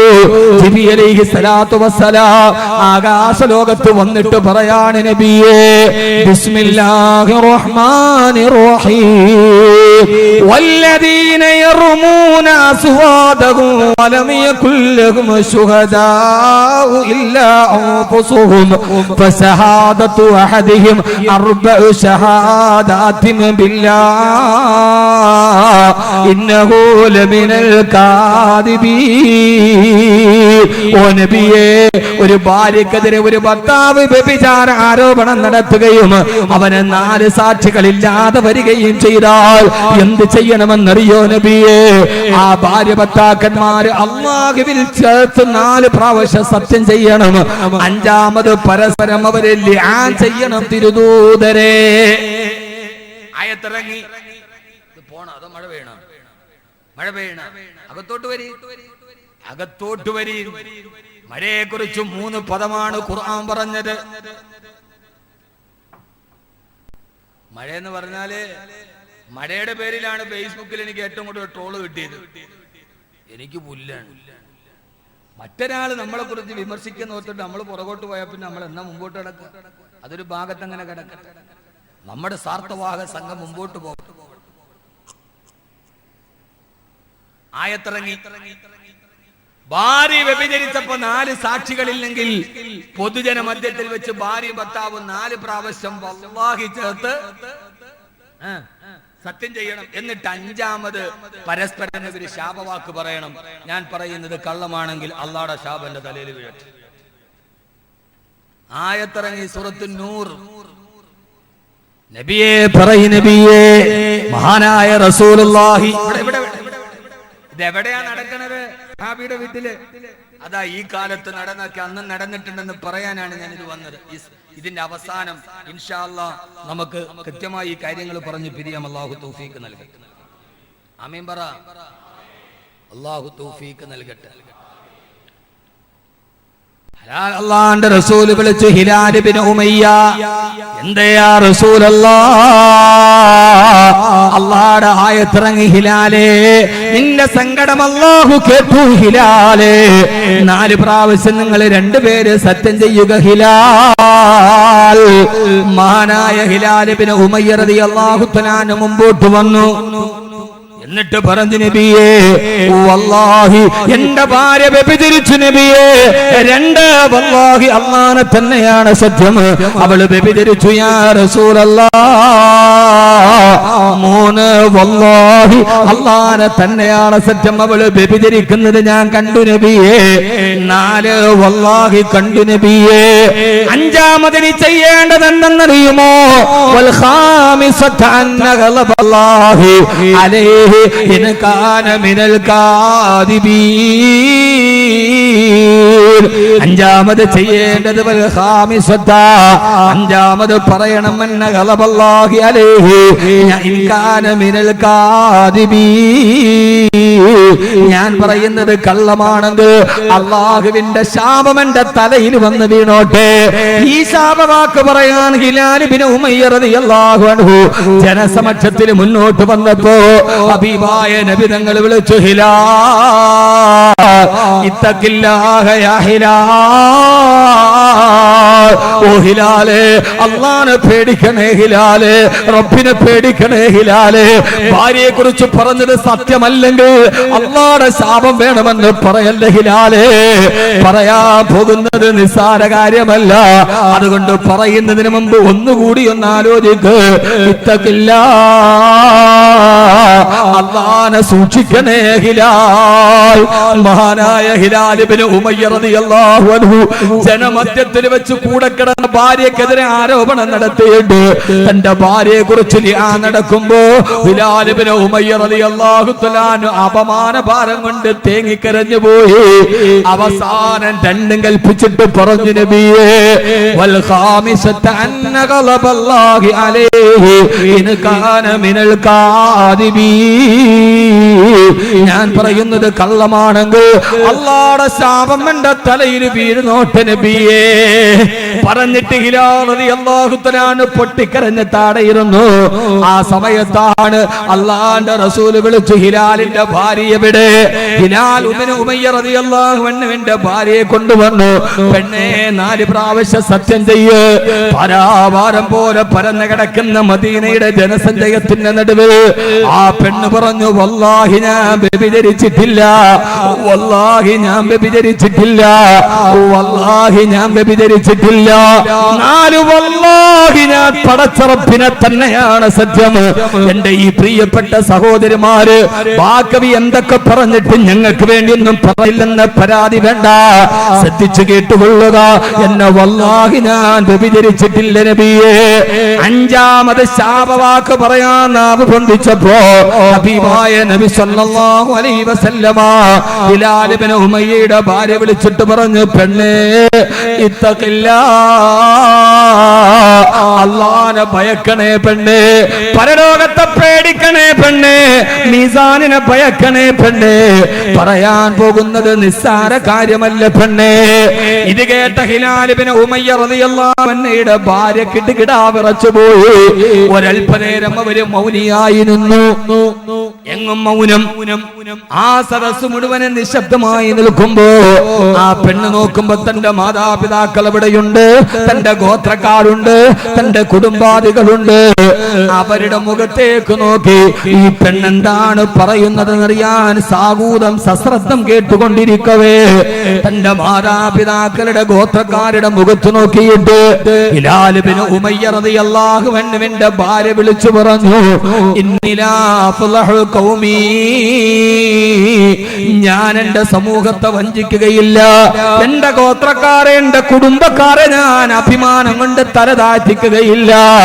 വൽ ഖാമിസത അന്ന ലഅനത്തല്ലാഹി അലൈഹാ ഇൻ കാന ആ പെണ്ണ് വിളിച്ചു പറഞ്ഞു, എന്റെ ഭർത്താവ് എന്റെ പേരിൽ പറയുന്ന ആരോപണം സത്യമാണെങ്കിൽ അള്ളാഹുവിന്റെ ശാപം എന്റെ തലയിൽ വീണോട്ട് പ്രശ്നമില്ല. സദസ്, മദീനയുടെ സദസ് ഞെട്ടിത്തെരിച്ചു പോയി. ഹിലാൽ ഇബ്നു ഉമയ്യ റളിയല്ലാഹു അൻഹു ജനസഞ്ചയത്തിൽ നിന്ന് വാവിട്ട് കരഞ്ഞു. ആരാണ് തെറ്റുകാരൻ? ഹിലാൽ ഇബ്നു ഉമയ്യയാണോ അതല്ല ഭാര്യയാണോ? സദസ് മുഴുവനും അത്ഭുതത്തോടെ നിൽക്കവേ മുത്ത് റസൂൽ സല്ലല്ലാഹു അലൈഹി വസല്ലം ഹിലാൽ ഇബ്നു ഉമയ്യ റളിയല്ലാഹു അൻഹുവിന്റെ തോളിലേക്ക് കൈയിട്ടിട്ട് പറഞ്ഞു, ഹിലാലേ, നീ സങ്കടപ്പെടേണ്ട ഹിലാൽ, ആ പെണ്ണ് പോയിട്ട് പ്രസവിക്കട്ടെ, അവളുടെ ഉദരത്തിൽ ഒരു കുഞ്ഞു വളരുന്നുണ്ടല്ലോ, ആ പെണ്ണ് പ്രസവിക്കട്ടെ ഹിലാലേ. ആ പെൺകുട്ടി പ്രസവിച്ചു കഴിയുമ്പോൾ ആ പ്രസവിക്കപ്പെടുന്ന കുട്ടി അഖ്ഹലൽ ലൈനൈനി, സുറുമയിട്ടതുപോലെ കറുകറുത്ത കണ്ണുള്ള കുട്ടിയാണെങ്കിൽ, അതിന്റെ പൃഷ്ഠഭാഗം മാംസം തൂങ്ങിക്കിടക്കുന്ന കുട്ടിയാണെങ്കിൽ, അതിന്റെ കാൽപ്പാടത്തിന് വീതിയുള്ള കുട്ടിയാണെങ്കിൽ,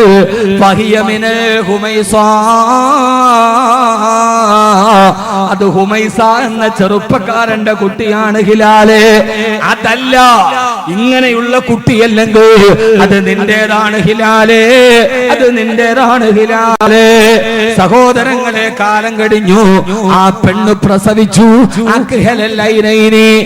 സുറുമയിട്ടതുപോലെ കറുത്ത കണ്ണുകളുള്ള കുഞ്ഞിനെ, പിട്ടഭാഗത്ത് മാംസം തൂങ്ങിയ കുഞ്ഞിനെ, കൽപ്പാടത്തിന് വീതി കൂടിയ കുഞ്ഞിനെ ഹിലാൽ ഇബ്നു ഉമയ്യ റളിയല്ലാഹു തആല ജനത്തിന് മുമ്പിൽ മാന്യനായി. ഇത് ഞാൻ പറഞ്ഞത് ഏതിനെന്നറിയുമോ? ഫറോവയുടെ കൊട്ടാരത്തിൽ ആശയം ഉണ്ടാകണമെങ്കിൽ എന്റെ പ്രിയപ്പെട്ട സഹോദരങ്ങളോട്, സഹോദരിമാരോട് കൽബ് തുറന്നിട്ട് എനിക്ക് പറയാനുള്ളത്, നാനാഭാഗത്ത് ശത്രുക്കൾ നിൽക്കുമ്പോ ആ പെണ്ണ് പറഞ്ഞതുപോലെ, പ്രിയപ്പെട്ട പെങ്ങളെ, ഇന്നീലാ ഫളഹു ഖൗമി, ഞാൻ എന്റെ ഈ ചൂടത്ത് ഞങ്ങളെ എന്തിനു കൊണ്ടുവന്നതാണ്? ഞാൻ ചോദിച്ചു, ഈ മരുഭൂമി നിങ്ങൾ കണ്ടോ? കണ്ടു ഉസ്താദേ. ഈ മരുഭൂമിയുടെ മണൽത്തിരിക്ക് പറയാനൊരു ചരിത്രമുണ്ട്. അതിവിടെ വെച്ചിട്ട് നിങ്ങൾക്ക് പറഞ്ഞു തരട്ടെയോ? ആ പറഞ്ഞു തരാൻ ഞാൻ അവരോട് പോയപ്പോ, എടാ മദീനയെ അശുദ്ധമാക്കിയവനെ, എന്റെ സമൂഹത്തോട് അല്ലാഹു കരുണ ചെയ്തിട്ടുണ്ട്. ഒരു തെറ്റിന് വേണ്ടി 2 പ്രാവശ്യം അല്ലാഹു അവരെ ശിക്ഷിക്കില്ല മായിസേ. ഇത് കേട്ട മായിസ് റളിയല്ലാഹു തആല ചിരിച്ചു. സഹോദരങ്ങളെ, സഹോദരിമാരെ, മരണത്തിന് മുമ്പ് വ്യഭിചരിച്ചവൻ ചിരിച്ചു. അശ്ഹദു അല്ലാ ഇലാഹ ഇല്ലല്ലാഹ് വഅശ്ഹദു അന്ന മുഹമ്മദർ റസൂലുള്ളാഹ് കലിമ പറഞ്ഞു വഫാത്തായി. മായിസ് റളിയല്ലാഹു അൻഹു മയ്യത്ത് കുളിപ്പിച്ചിട്ട് നിസ്കരിക്കാൻ വേണ്ടി മദീനത്തെ പള്ളിയിലേക്ക് വെച്ച് കഴിഞ്ഞ് ഇമാമത്തിന് നിൽക്കാൻ പോകവേ റസൂലുള്ളാഹി പെട്ടെന്ന് ആ സഹാബിയെ കണ്ടു. നേരത്തെ ചെരിപ്പെറിഞ്ഞ സഹാബി. ആ സഹാബിയോട് പറഞ്ഞു, ഇവിടേക്ക് വാ. ആ സഹാബി സങ്കോചത്തോടെ നബി സല്ലല്ലാഹു അലൈഹി വസല്ലമയുടെ മുമ്പിൽ വന്നു. മായിസ് റളിയല്ലാഹു അൻഹുവിന്റെ കഫൻ തുണിയിൽ പൊതിഞ്ഞ മായിസിനെ ചൂണ്ടിക്കാണിച്ചിട്ട് ഹബീബായ നബി തങ്ങൾ പറഞ്ഞു, സഹാബി, നീയല്ലേ എന്റെ മായിസിനെ ചെരുപ്പ് വെച്ചെറിഞ്ഞത്? ലക്കത്താപമായിസു, എന്റെ മായിസിനെ കണ്ടോ? ലക്കത്താപമായിസു, എന്റെ മായിസ് തൗബ ചെയ്തിട്ടാണ് വഫാത്തായത്. എന്റെ മായിസിന്റെ തൗബയുടെ പ്രതിഫലം ഇവിടുത്തെ 60 അവിശ്വാസികൾക്ക് വീതിച്ചു കൊടുത്താൽ അവരെ മുഴുവനും ആ പ്രതിഫലം സ്വർഗത്തിലെത്തിക്കും സഹാബി.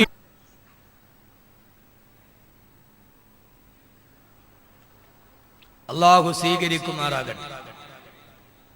ബീവി നഫീസ വനിതാ കോളേജ് വഫിയ, എന്റെ ഒരു സുഹൃത്തുണ്ട്, അദ്ദേഹം വാഫിയാണ്. അദ്ദേഹത്തിന്റെ ഭാര്യ വഫിയ പാസ്സായ ആളാണ്. നിങ്ങൾ വീട്ടിലുണ്ടോ? ആണുങ്ങൾ വീട്ടിലില്ല, നമുക്ക് തിരക്കാണ്. ഇന്നലക ബിന്നഹാരി സബ്ഹന തവീല, നിനക്കെപ്പോഴും പകല് മുഴുവനും നിനക്ക് വല്ലാത്ത തിരക്കാണ്. ഇന്നലക ബിന്നഹാരി സബ്ഹന തവീല. അതുകൊണ്ട് സഹോദരങ്ങളെ, പകലോളം കഷ്ടപ്പെട്ടിട്ട് വൈകുന്നേരം വീട്ടിലെത്തുമ്പോ നമ്മുടെ പെണ്ണൊരു വഫിയത്തായ പെണ്ണാണെങ്കിൽ ആ പെണ്ണ് നമ്മുടെ മക്കളെ ഇരുത്തിയിട്ട് പഠിപ്പിക്കുകയായിരിക്കും. എന്താ പഠിപ്പിക്കുക? അള്ളാനെ കുറിച്ച് പഠിപ്പിക്കുകയായിരിക്കും. മക്കളെ, ഈ ഖുർആന്റെ ആയത്തിന്റെ അർത്ഥം ഇതാണ്, ഇത് അവതരിപ്പിച്ചത് ഇപ്പോഴാണെന്ന് പൊന്നുമക്കളെ മടിയിലിരുത്തിയിട്ട് ഖുർആൻ പഠിപ്പിക്കുന്ന ഒരു വീട്ടമ്മ എന്ന സ്വപ്നമാണ് വഫിയ എന്ന് പറയുന്ന ഒരു തലക്കെട്ടിന്റെ അർത്ഥം. അല്ലാതെ അതിനപ്പുറത്തോട്ടൊന്നുമില്ല. നമ്മുടെ പല്ലാരിമംഗലത്തെ പെൺകുട്ടികൾക്ക് ഏറ്റവും വലിയ വിദ്യാഭ്യാസ പുരോഗതിക്ക് അല്ലാഹു കാരണമാക്കട്ടെ. ആമീൻ പറയും മനുഷ്യന്മാരെ.